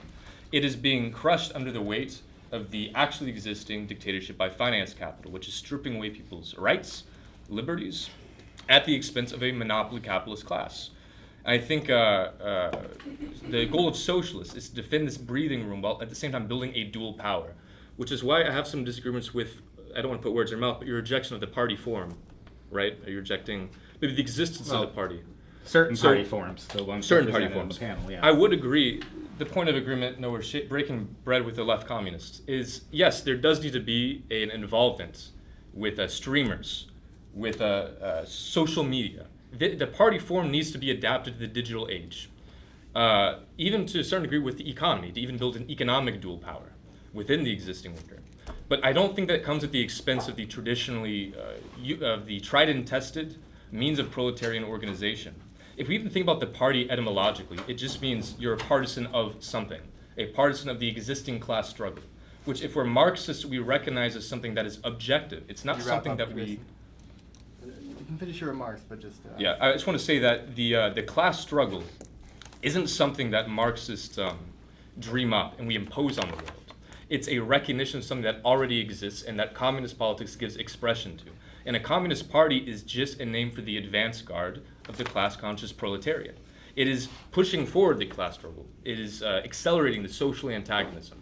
And I think that's why there does need to be a discussion, of course, on the inadequacy maybe of liberal democratic politics, but I think the party form as it exists, it's not something that should be viewed at the expense of forms of spontaneity. It gives a recognition to spontaneity, just like the Bolsheviks did with the Soviets. The Bolsheviks were an underground, very tightly knit, hierarchical party, but it was only the Bolsheviks that raised the level of statehood Soviet democracy. And then crushed the Soviets. No, they crushed, they did not. They raised the Soviets to the level of political authority. They crushed the left SRs left and joined the Bolsheviks. The Mensheviks, the left Mensheviks joined the Bolsheviks. And as independent parties representing the Soviets. It was the reactionaries, the people who in practice proved themselves reactionaries, that stood against the Soviets for the Constituent Assembly, for the continuation of the war, for the continuation of landless peasantry. It was only the Bolsheviks who were able to elevate this to the level of state power. And I think that's... Let's try and wrap up so we can get Andy and then get the Q&A going. Oh, thanks. Thank you very much. I'll go down the row. First, your defense of the Leninist form, tried and tested, in my opinion, failed. I can go more into that, but I'll try to save it for later. But I appreciate you recognizing spontaneity. I mean, we talk about 1917. What was 1917? There was the Winter Revolution, that was spontaneous, and then there was a counter-revolution. Professor Schulman, I agree with almost everything you have to say. Sounds like we disagree a little bit about the uprising, but we can hash that out, I think. And then to the comrade from RCA, he doesn't like parties, that's cool, to each his own. But I have to defend the slander that looters weren't part of the uprising. I mean, in Minneapolis, for example, the same people that burnt down the precinct, which was the core moment, the initiator of the nationwide uprising, were also looting the Target across the street, not because they were greedy, thieves, but maybe some of them were, but those resources were pooled outside in the parking lot and distributed freely, and that looting across Minneapolis became the structure of the mutual aid network in Minneapolis that still exists today. And I wasn't there, but I was in New York, and I saw people loot an Apple store and toss out iPhones to the crowd out the window. I saw someone rob a bar and pass out cash from the cash register of the bar. So these were not opportunist looters, and some of them probably were, but it's disturbing that someone who wants to be the vanguard of the proletariat doesn't know it actually happened in the largest proletarian uprising of our lifetimes. And I got one other thing to say about RCA. I'll try to make it quick. I think it's a promising organization, but in its transformation from the international Marxist tendency to the RCA, I think the most important part of their program has been, as we say, lost in the move. There's a popular perception that democracy was created in a single enlightened burst around 1776. But in reality, there was no Big Bang that created democracy, just as there was no Big Bang that created the universe. The great IMT theorist Alan Woods understood the flaw of the Big Bang theory, allowing a teleological, thoroughly anti-dialectical misapprehension of a determined universe expanding and contracting based on natural laws. This belief delivers political thought to a Zeno's paradoxical brain freeze, which we can only approach reality by halves and never reach it. Recent breakthroughs, on the other hand, have determined conclusively that in reality, the laws of the universe are local, not universal, and that what scientists register as the Big Bang was only one cosmic event among many, whose results, to paraphrase Deng Xiaoping on the French Revolution, are too early to appraise. The expansion and contraction of American democracy, which Professor Shulman talked about quite well, do not follow a set arc of justice, nor do societies neatly follow the parallelogram path along the mimetic four-quadrant political spectrum. Proletarian democracy is as ontological as the human metabolic system. Reality is created moment to moment, generalized in mass ruptures whose pretexts and contexts are, contrary to Marx, often by our choosing. So I call on the RCA to continue their noble work, but especially that of the IMT, and evangelize at all marches and in their newspaper as well. I skimmed it. I didn't see anything about the Big Bang, that the Big Bang theory is a lie, and that the profound significance of Alan Wood's contribution in stressing this point. Thank you, guys. Okay, let's take some questions, and if the panelists could keep their responses somewhat brief to give everybody a chance to get their question out, that would be fantastic. Do you want to collect a couple rather than one at a time? The thing is, if you do a couple, sometimes they just get sort of like Okay. compressed. You Okay. want to save the quality. Okay. Anyone have any questions? I'll ask a question. Thanks, everybody. So one moment from history that came up in the responses and in some of the opening remarks that seems to be a point of contention is 1917 and the Bolshevik Revolution. I want to ask, what do you think a leftist today ought to learn from 1917, and how does it reflect upon the question that we're here to discuss from the prompt, the relationship of democracy to the left, and the question of what Marx would have called the battle for democracy. So related to this, I would like to ask also about the dictatorship of the proletariat, which is a term that came up in this panel. What is the relationship of the dictatorship of the proletariat to the battle for democracy? And how do we think about the relationship of this to bourgeois right, or kind of existing forms of politics that we might see around us? Thank you. Any of you Can we can just- answer. I guess If you don't like to answer, we'll go in order, but otherwise, no one has to answer. But you may answer, of course, Okay. if you wish. Yeah, I think there's a lot of lessons to learn from 1917, as well as any revolution, successful or failed, a bit more from 1917 because it was successful. But I definitely want to argue against what was said about the Winter Revolution, or what usually gets called the February Revolution. First, you have a spontaneous revolution that overthrows the Tsar and puts in place a constituent assembly, a more or less nominally democratic system, but immediately is dominated by the liberals and is defending capitalism, and fundamentally is not able to fix the economy, is not able to end World War I, is not able to address any of the peasants' problems. Separately, the October Revolution was not a counter-revolution. What ended up happening with October of 1917 is that the Soviets come to power.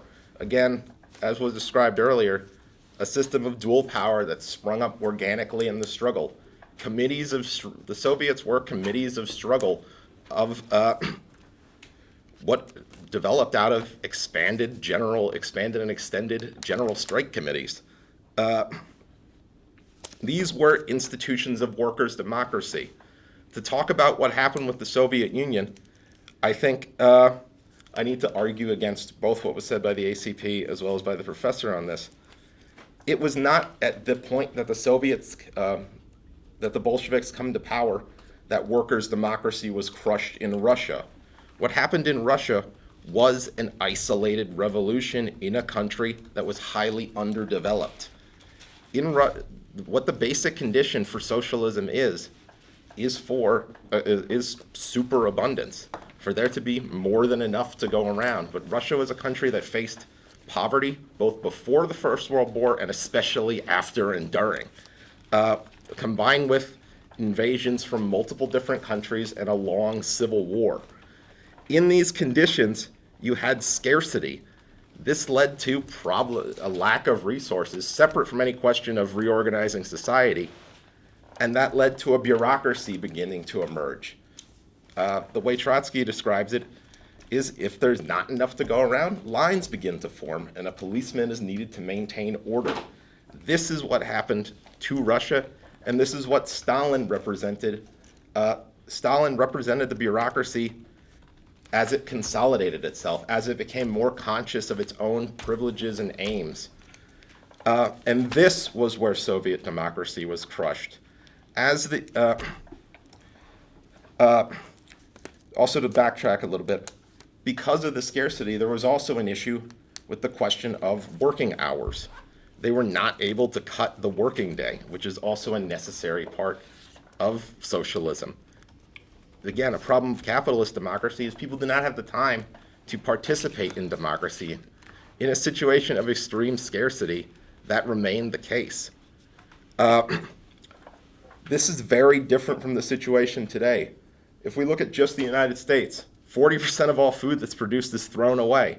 More than enough is produced in practically every aspect. We're in a much higher level of modernization almost everywhere in the world. Very few countries are as backward as Russia was in 1917 technologically.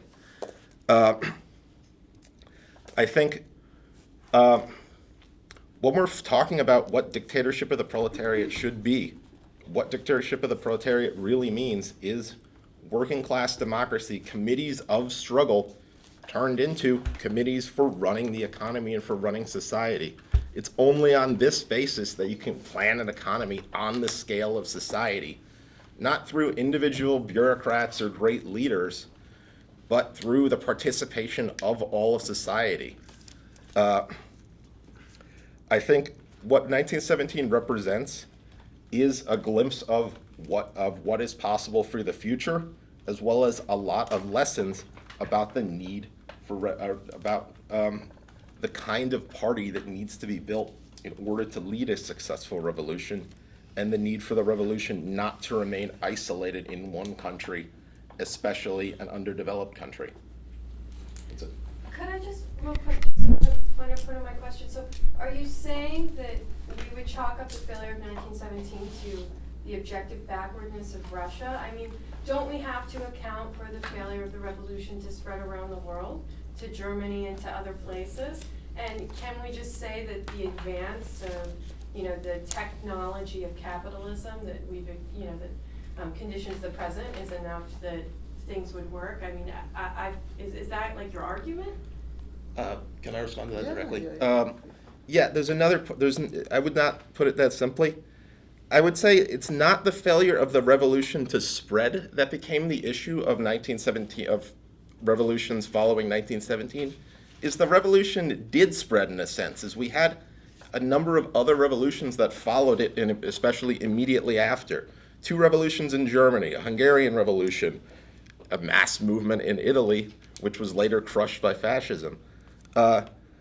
Just to name a couple things. But I think the decisive thing that separates 1917 from the wave of revolutions that did follow it is that it was successful.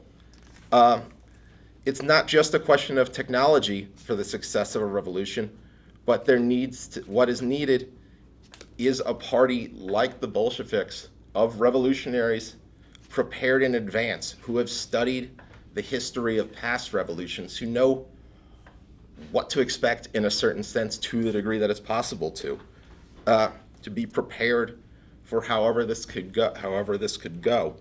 Can you stop here Good. so others can talk? Yeah, Yeah. I can end there. Thank you, Seb.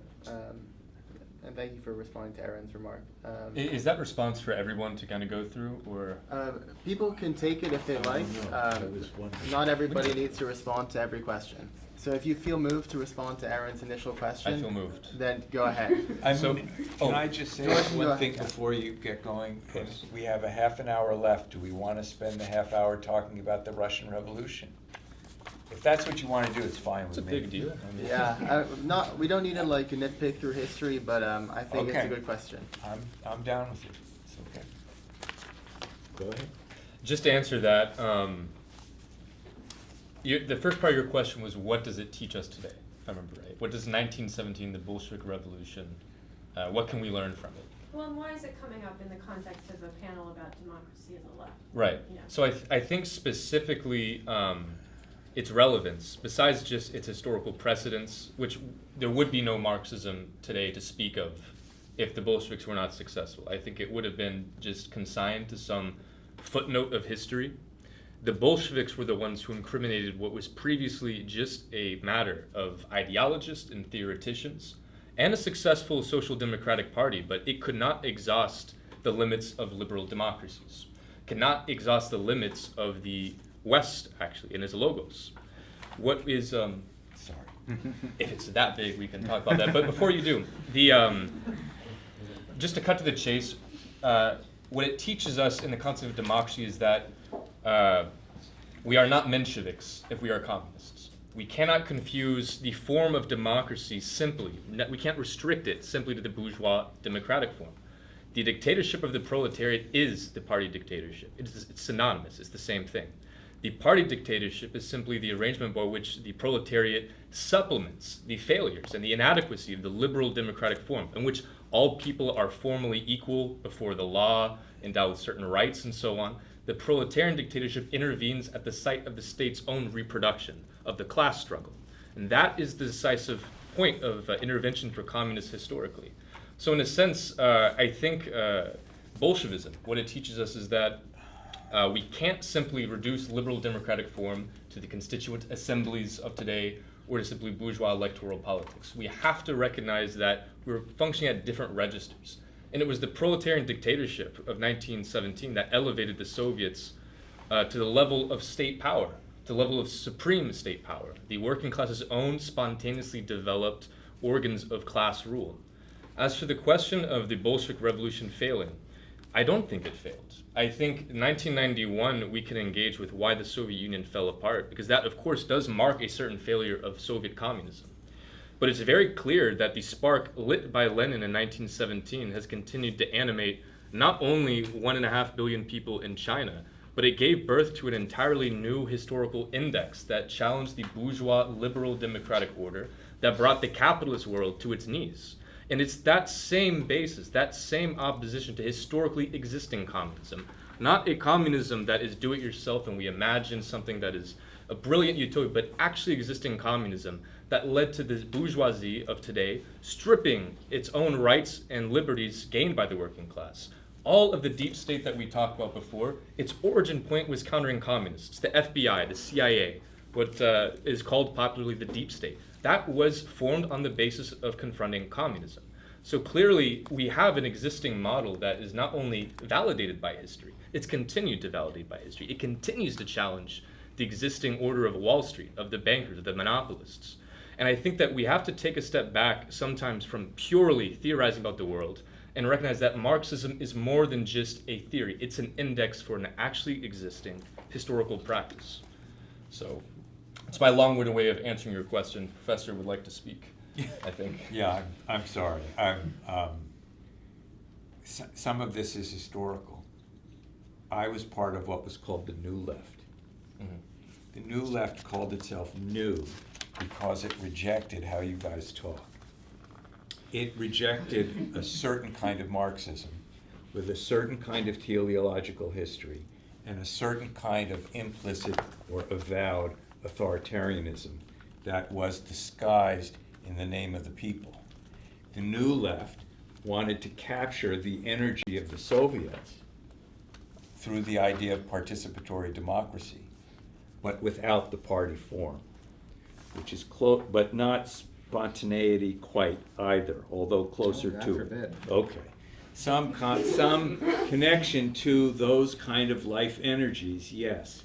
But also participatory democracy involved, as you put it, proceduralism and certain bourgeois forms, yes.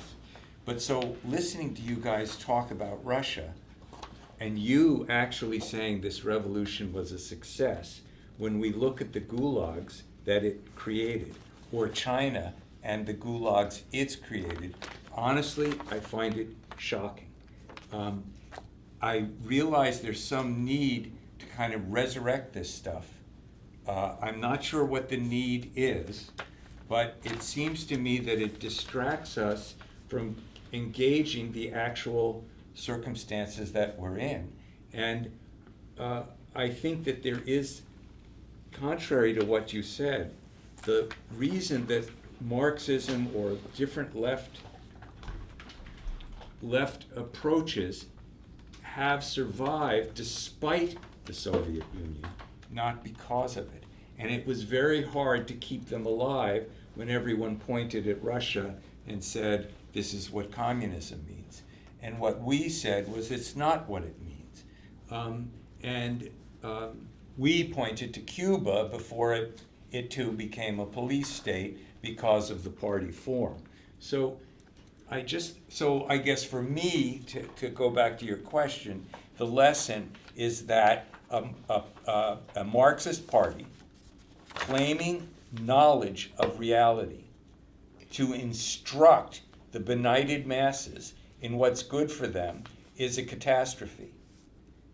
And that the party form in its Leninist form is inevitably Stalinist, and that there's no way to avoid that. And that what you need is some kinds of political forms that are really more consistently participatory.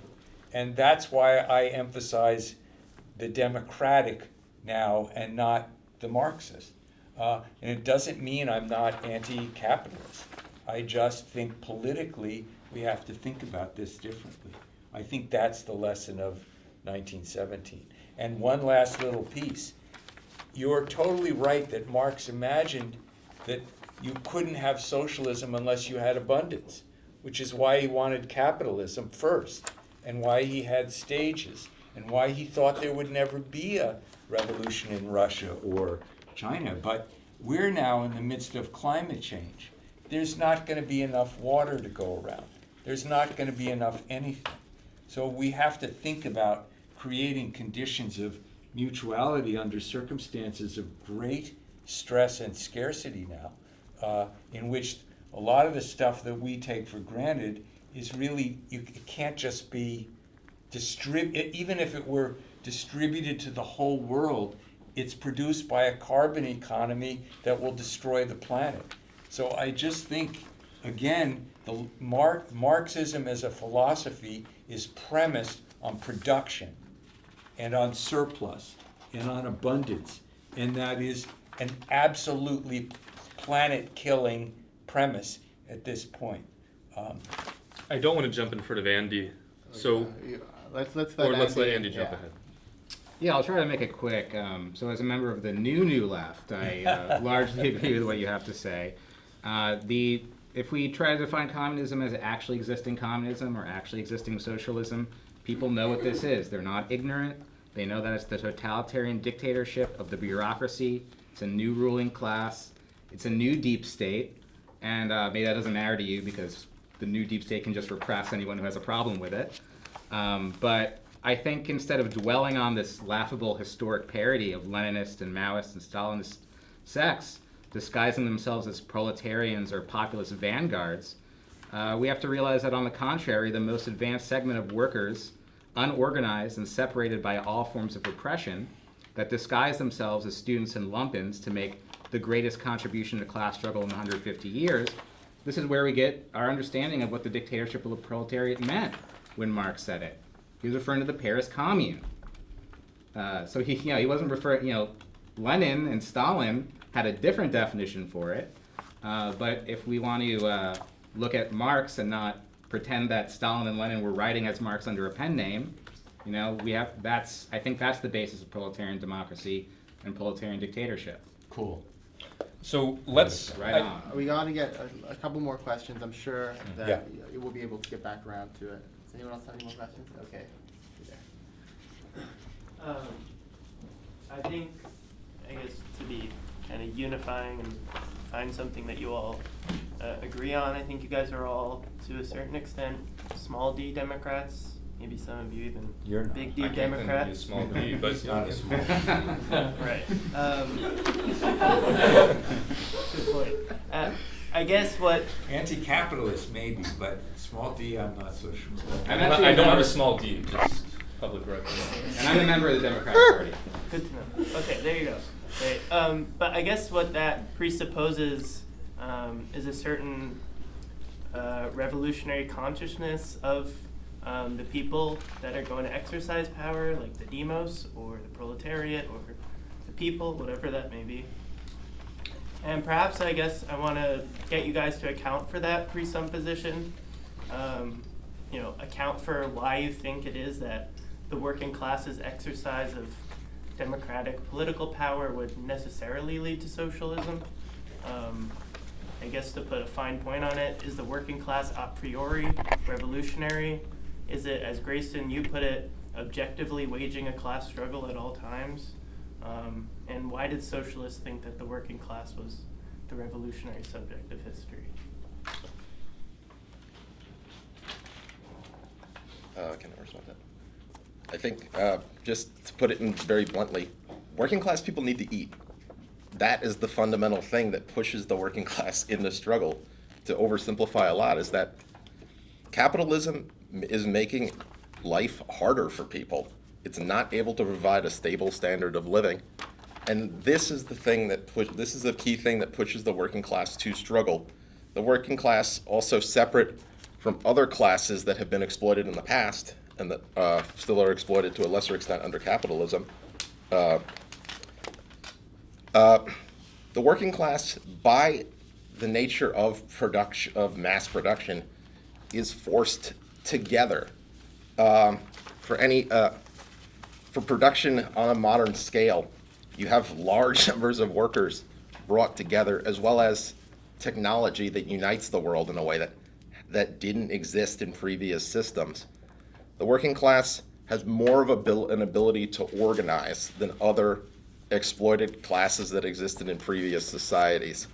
I think the working class has the ability to change society, partly because of these reasons, but also partly because it has to, and it's the class that makes society run, just to answer that simply. I don't think there's any necessary relationship between people who work and socialism.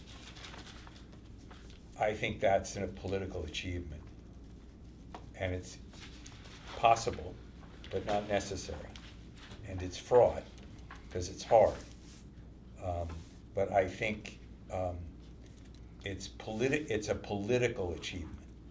There's nothing in the nature of history to go from a given group of people to some kind of outcome. Something that Lenin saw, by the way. Lenin said, unless there's a party, people will be stuck, i.e. unless there's a politics and a narrative, they'll be stuck. So that's a political insight. I think to answer that, we have to ask why, from Marx, was the working class this kind of historical subject. And without getting too much into it, it's because society itself, not just its superstructural forms, but even the development of the forces of production, rests on a specific point of society where this is resolved. And this is not giving any kind of formal representation by the existing political order. The bourgeois democracy, the reason why there is a focus on proletarian dictatorship, and I like to say a supplement for democracy, is because formal democracy can't account for the level that is outside of politics, or that does at least appears outside of politics, namely economy, right? It does not account for what is, again, an objective class struggle that's being waged. We can have freedom of speech, expression, perfect total equality, but that still is belied by the fact that the means of production, that the actual conditions by which society is being reproduced in an objective way, is held by monopolists, by a small cabal of finance capital, who is increasingly planning the economy at a scale, by the way, that outstrips even the planning capacities of the Soviet Union. So I think that the reason why the proletariat remains the historical subject of Marxism is because it is in the proletariat struggle, at this economic class struggle, that incriminates the entirety of human history, even the consistency of the liberal democratic form, which, again, I keep wanting to bring it up, is increasingly losing its even veneer of democracy. It is increasingly stripping itself of the democratic rights and liberties that allow working class agitation in the first place. So That part I agree with. I hope the rest too. No. So the That mic- part I do agree with. That's good. So I'll cede to Andy. I think that the working class is not revolutionary in the sense that or to the extent that they're looking to make themselves in a better position over capital or become the new capitalists. I think I actually have a sort of different definition of the proletariat, which is the class that seeks to abolish itself in class society. I think that's what revolution means from a communist sense. And so although I support working class struggle, I think the stronger the working class gets, the more able they'll be able to achieve that historic role.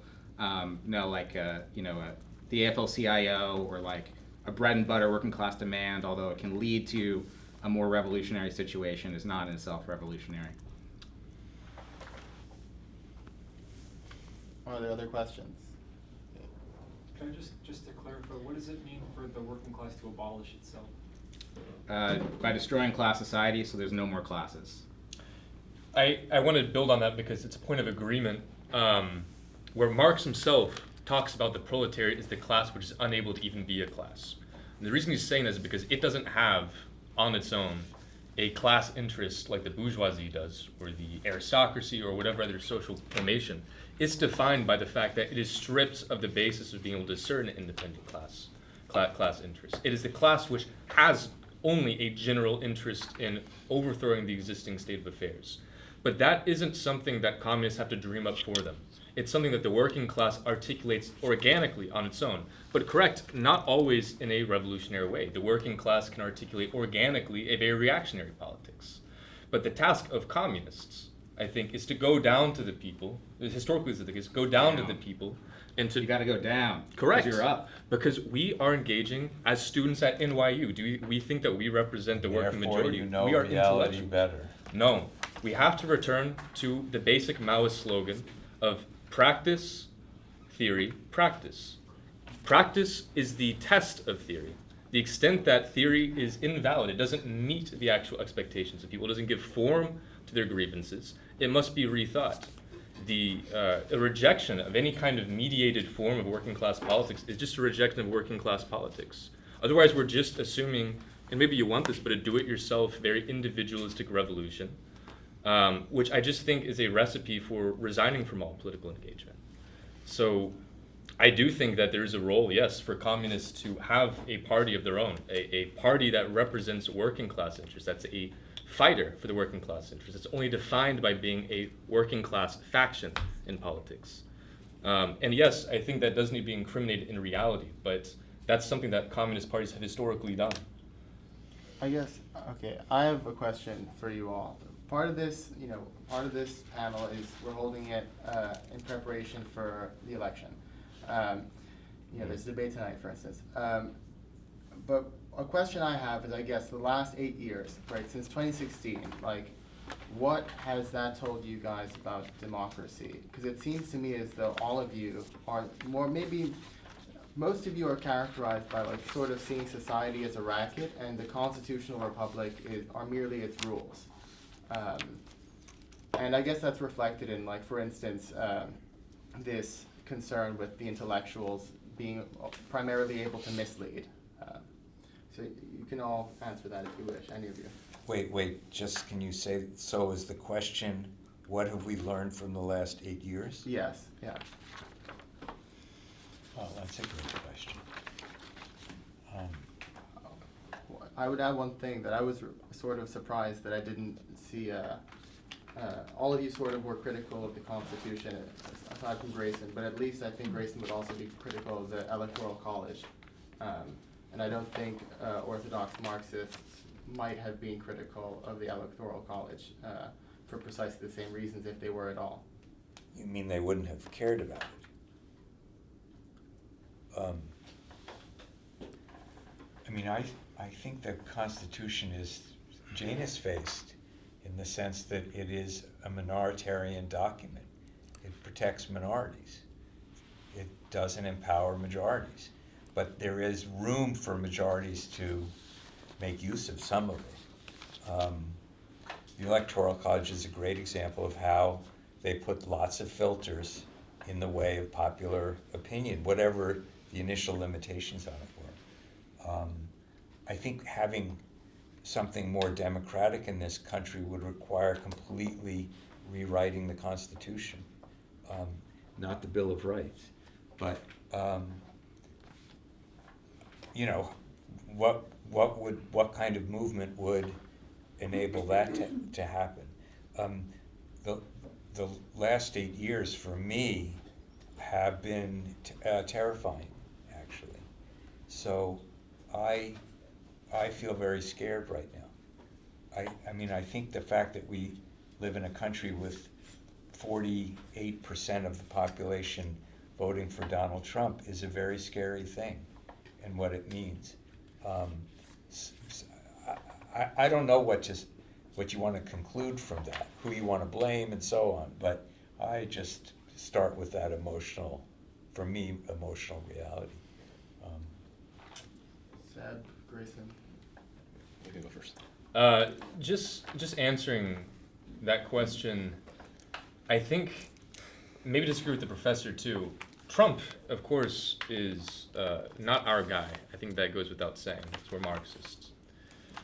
At the same time, I don't see how the Democratic Party is some kind of preferable alternative to what Trump represents the Republican. I think the duty of communists, it is to preserve the vestiges of liberal democracy that exist, the integrity of the state form that gives us the right to organize. But I think it means resurrecting popular fronts. But we have to understand what that strategy meant in the 19... in November?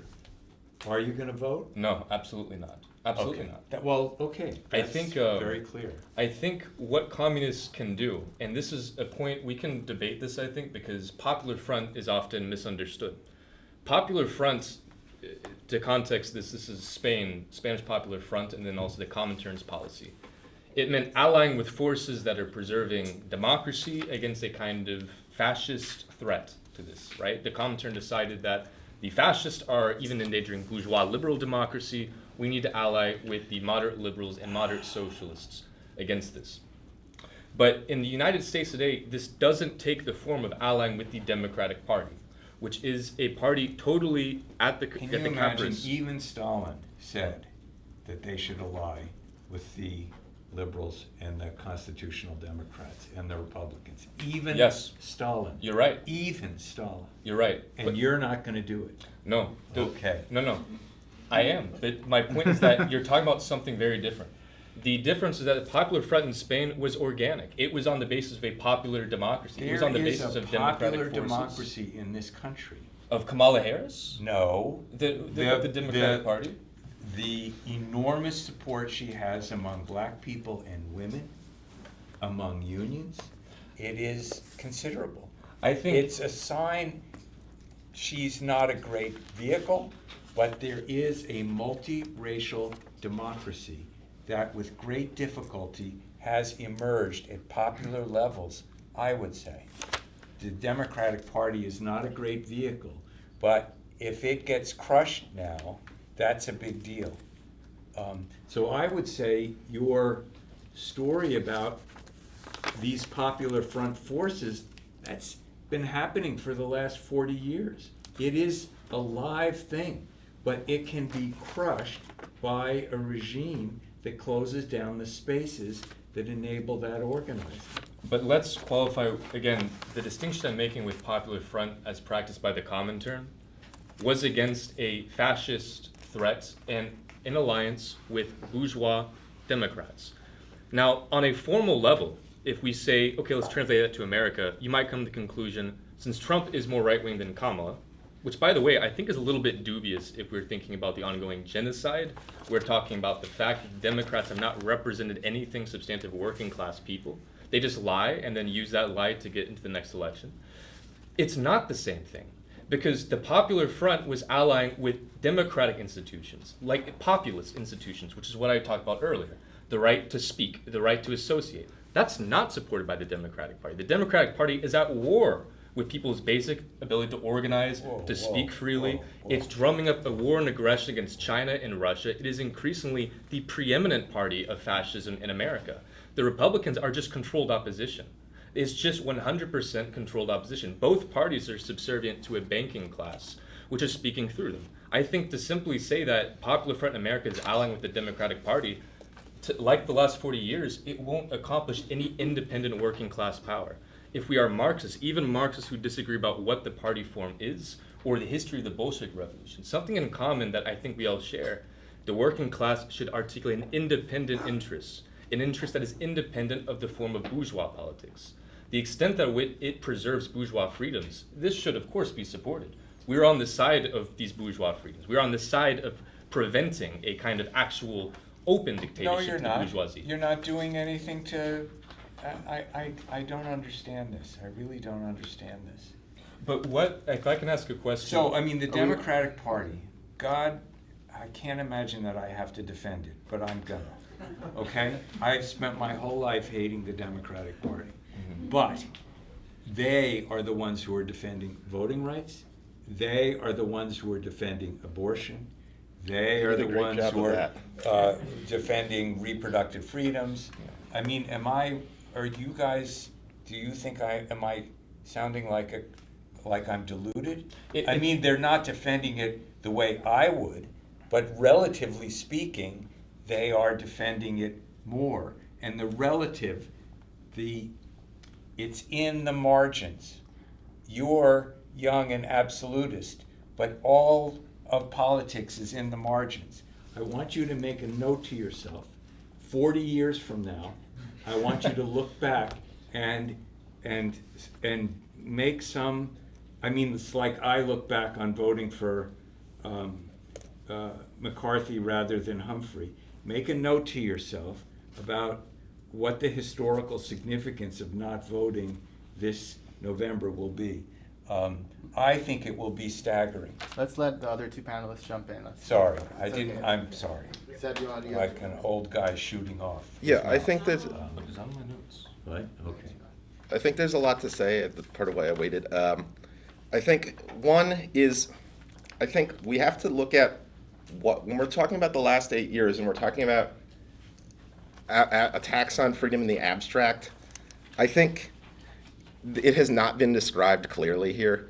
I think what we have seen under both parties, we look at how the responses to protests, we look at how Black Lives Matter was handled, as well as how the encampment movement was handled. This is not something that's happening under a dictatorship. This is happening under bourgeois democracy. Yes, the encampment movement, you're absolutely right. The Floyd thing, you're not right. It's more complicated. When we're talking about bourgeois democracy and the freedoms that were in it, even within the constitutions, that does not preclude crackdowns. Mm-hmm. That does not preclude any of that, even without any kind of, you don't need a fascist dictatorship for us to get clubbed by riot police in a situation like of a mass movement. And I think for further attacks on things like freedom of speech are not ruled out in the future, but I think it's also wrong to characterize Trump as some kind of unique threat. What Trump is a far-right demagogue. He's not a unique figure, and there are other figures like him around the world that exist today.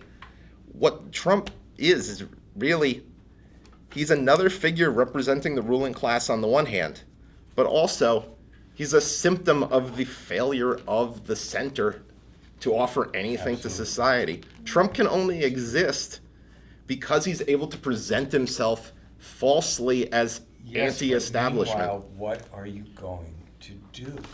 Trump figures the far right will remain a threat as long as there is no alternative. Therefore, what?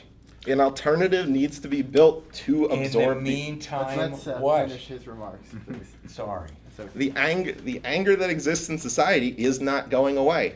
If something on the left is not built, the right wing will continue to absorb that anger. That is Whether true. or not Trump wins this election, the far right will remain a problem as long as the Democrats are the only alternative to Trump. That is true too. To simply back the Democrats now is Simply. at best postponing Yes, but Trump. why At the say same time, simply? it is not a guarantee that any rights are necessarily protected. We look at what happened with abortion rights under the Democrats. They had previously used this issue as an election issue for decades, refusing to make a serious attempt to codify it, even when they had all the seats that they needed. But That is true. when we look, But meanwhile, here we yeah, are. I want to conclude. I think if we seriously want to defend the marginalized sections of the working class, if we seriously want to defend any rights that exist today, limited as they are, what's going to be needed is an alternative for the working class to either party. Between now and November. I think the question is going to be a longer term one than now in November. We're not going to see a return to normal or stability in 4 years or in the foreseeable future.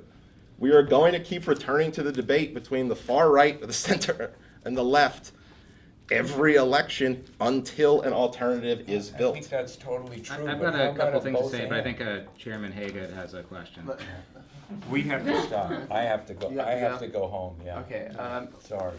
all right, maybe. I'm sorry if I was too pushy. Could you just hold on to Sure. hear Andy's remarks, Yeah. and then Okay. we can wrap up? Do you have something pressing to say, Aaron? Well, just that I think in this conversation, okay, we can talk about what we need to do in November, but we're ignoring a larger issue, which is that Trump is unique, for better or for worse. He's transformed politics around us. So this year at the RNC, the pro-abortion activists were outside protesting against Trump. This year at the RNC, Newt Gingrich was in the corner of a Starbucks looking sadly into his coffee, contemplating the failure of his life. This year at the DNC, Kamala Harris talked about how she's going to lock up sexual predators and build the wall. So the world is changing around us. The world is changing politically, and it's being remade through democracy. And it's through democracy that Trump came into the political scene, and whoever wins, whether it's Kamala Harris or Donald Trump, it will be the result of some form of a democratic will. And the left, and the Marxist left especially, but the left more broadly, is going to have very little to do with how democracy is remaking the world. And so I think there's a deeper question that this panel was trying to pose about how capitalism is recreated through democracy, and what it means that democracy can demand authoritarianism, that through democracy we might in fact demand, there could be a democratic will for the Democrats to suppress free speech. Why is that the case, and what does that have to do? What should Marxists or intellectuals on the left think about that? How should they critically engage with that phenomena? So I feel like that was missing kind of in the Trump conversation. But I don't know. You probably have something more pressing to say than me, Andy. No, those are great comments. And I think maybe something equalizing both sides is that there really aren't leading roles anymore, like these Bonapartist type figures do have to sort of emerge from like this electoral process, and then once in power, they're like largely checked by the system that they claim to be anti-systemic about. Things might be different with Trump this time, and I'm not saying that Trump and all his absurdity isn't lethal. I'm saying that the stupidity of power is far deadlier than the stupidity in power.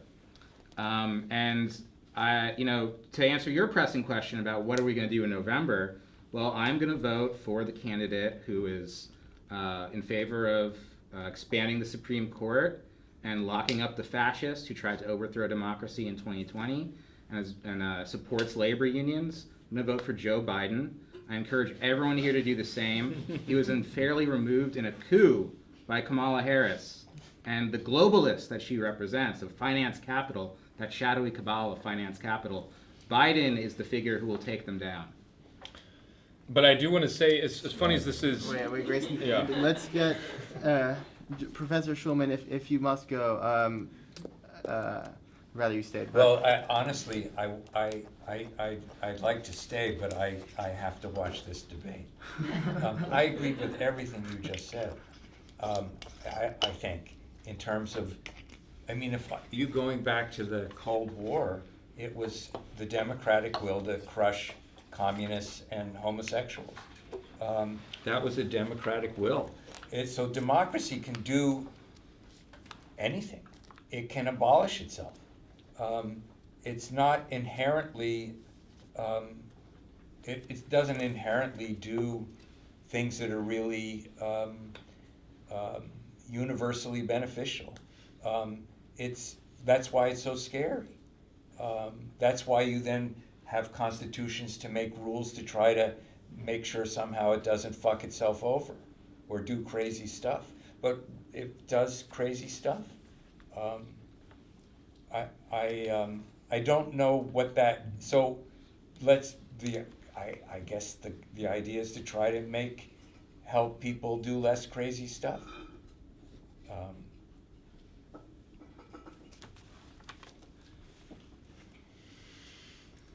So if I can just respond to some of what was said, linking the first two questions that you had with this last one. Yes, of course, democracy can mean an invitation for the public voting in an autocrat or an authoritarian or whatever you want to call it. But that is precisely the limitations of simply democracy as pure form. Socialism intervenes at a site that is beyond democratic politics. Of course, it has a democratic tradition. It's ruled by the demos. But it is at a level, the Communist Party, historically even, intervenes at a level that is beyond the proceduralism and the formalism of democracy, to the point where it oversights production towards a sense that is to develop the productive forces as rapidly as possible, to inaugurate the withering away of from classes, ourselves. to wither away classes. And that is, I think, the fundamental mistake of Western Marxists. They imagine socialism and communism as this kind of willed utopia. We are trying to build a classless, more just, stateless society. This is not at all the case with Marx and Engels. They did not write about this. These are simply the result, or the telos, of how the development and the socialization of production proceeds. The withering away of classes, the withering away of the state, this isn't a goal for Marxists. This is a consequence of the actually existing class struggle. And the duty of communists is to raise this political form to power. What you are castigating as simply the stupidity of power is what Marxists historically take very seriously, because power is what can actually legislate these things. Power is what can bring into the governing organs of the state a certain class and defend that class against the siege of the rest of the world, which was the case in the Soviet Union, which led to all sorts of mechanisms of oppression, which I don't think is a consequence simply of socialism in the abstract. So I think that, again, democracy and socialism should be looked at two different registers. Proletarian dictatorship and democracy are two different registers of politics. And the essential nature of the Communist Party in leading that struggle, I think, should not be absent from any discussion about fighting for democracy. It's what secures substantive democracy. Okay. Sorry, guys. It's all right, Professor Schulman. Maybe we'll just take one more question, then wrap up. That sound good? I saw Taylor's hand got raised. Oh. Natalie, please. I've got kind of a basic question, which I feel like we've been sort of circling around, but also talking about, which is that, like, at what point did you guys say that democracy went wrong? I think this is kind of directly sort of tied to what Aaron was talking about. But it seems like the red thread here is like a concern with the formalization of democracy, bureaucracy, and institutions of the elites. That this is what undermined the original ideals of democracy, which is like people. Fortunately, I won't hear what the professor has to say. Anyway, but the formalism of the Stalinist bureaucracy, or like the welfare state and the two-party system, didn't exist directly after the American Revolution, for instance. And I think, Grayson, you were saying there's an idea that we're excited about bourgeois freedoms, like we're excited about life, liberty, and the pursuit of happiness. So historically, I guess, my question for you and for Sebastian is, like, where would you draw the line of where democracy is sort of soured? I think that's a very broad question. I think if we look at U.S. democracy, for most of its life, it was working as intended, as a brutal system of class rule. I think when we look at where it went wrong from the perspective of the capitalists today, I would say with people like Trump and those like him around the world to a certain extent, but not because of these figures, but because of built-up anger around the world and the inability, again, of any liberal party or any party whatsoever, an establishment party, to offer any kind of stability. And that led to people looking for any anti-establishment alternative. I think that is what Trump represents again. I think what is happening here is that the ruling class is losing control of their system. Because there's not an ability to offer any meaningful change without disrupting the capitalist system, all that you can really offer is demagoguery. All you can offer is empty promises. And that ends up being infinitely more popular than this nothing will fundamentally change, as Biden put it. I think also when we talk about what I think when we talk about what One thing, yeah. by the way, we should take the opportunity to turn these into closing remarks. So please continue, Yeah. Seb. I think when we talk about whoever wins this election, we're going to see more attacks on the working class. We're going to see more crackdowns on protests. Either party will do this because both of them represent the ruling class.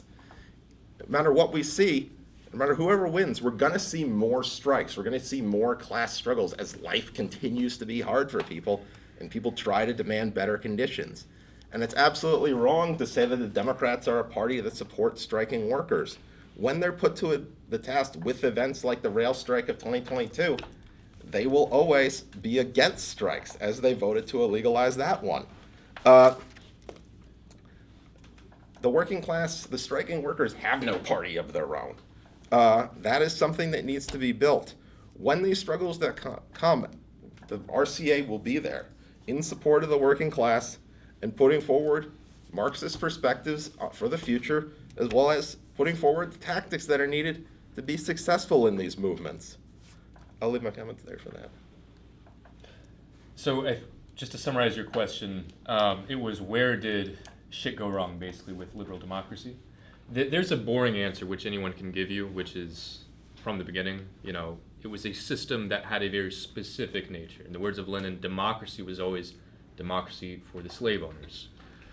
Obviously, that has expanded. We've had a long history of civil war, civil rights, which have suspended the fundamental problem that gives birth to the state in the first place, which is the economic class struggle, which is the only struggle that Marxists center their entire political relevancy on. Otherwise, we would just be Democrats. We would be small d Democrats. But that is not obviously enough to capture the historical reality of Marxists. An interesting phenomenon, if you look at the way that even the American state projected itself in this very stoic, almost above any kind of partisan nature, it ended around the Cold War, when communism was addressed for the first time by the president of being a criminal conspiracy.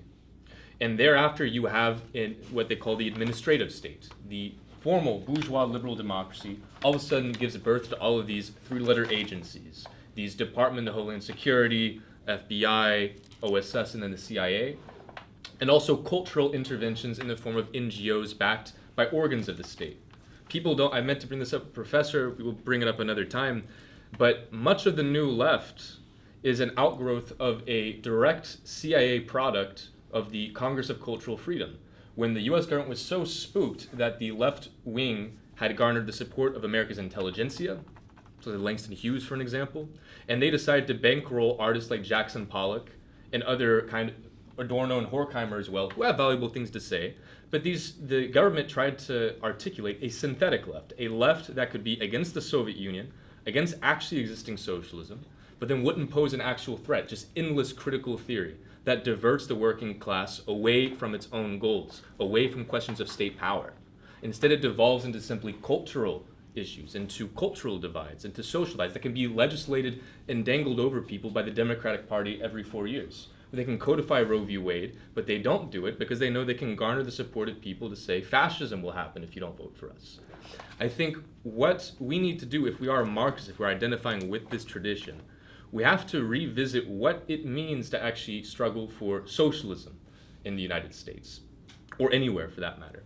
And what that means is building an independent working class power that is not wedded to the Democratic or Republican parties, which exists, and to build a dual power outside of it. And I can raise this dual power to the level of political authority.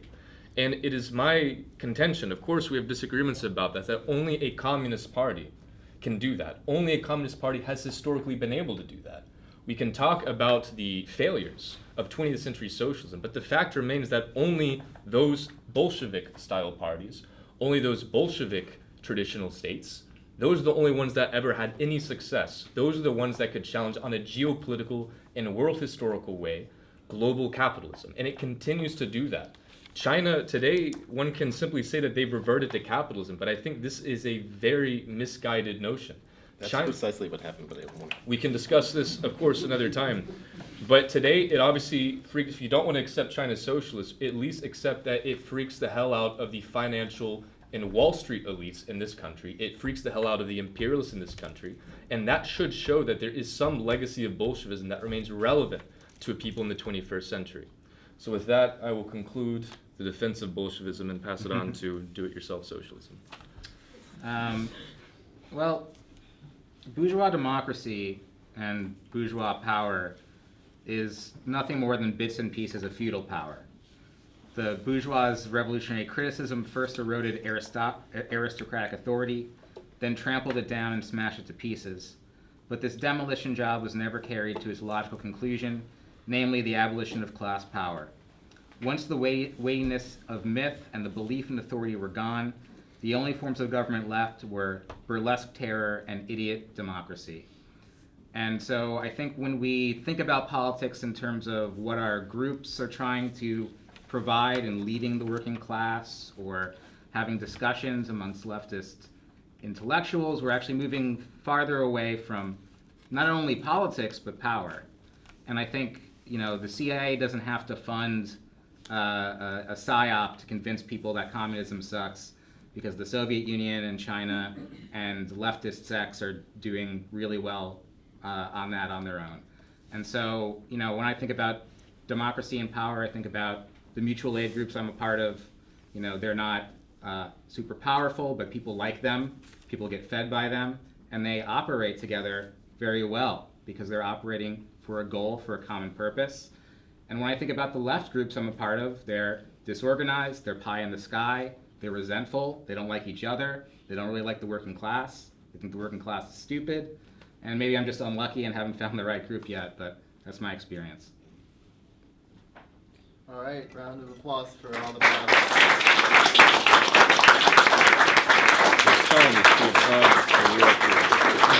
Thank you. It's all for me.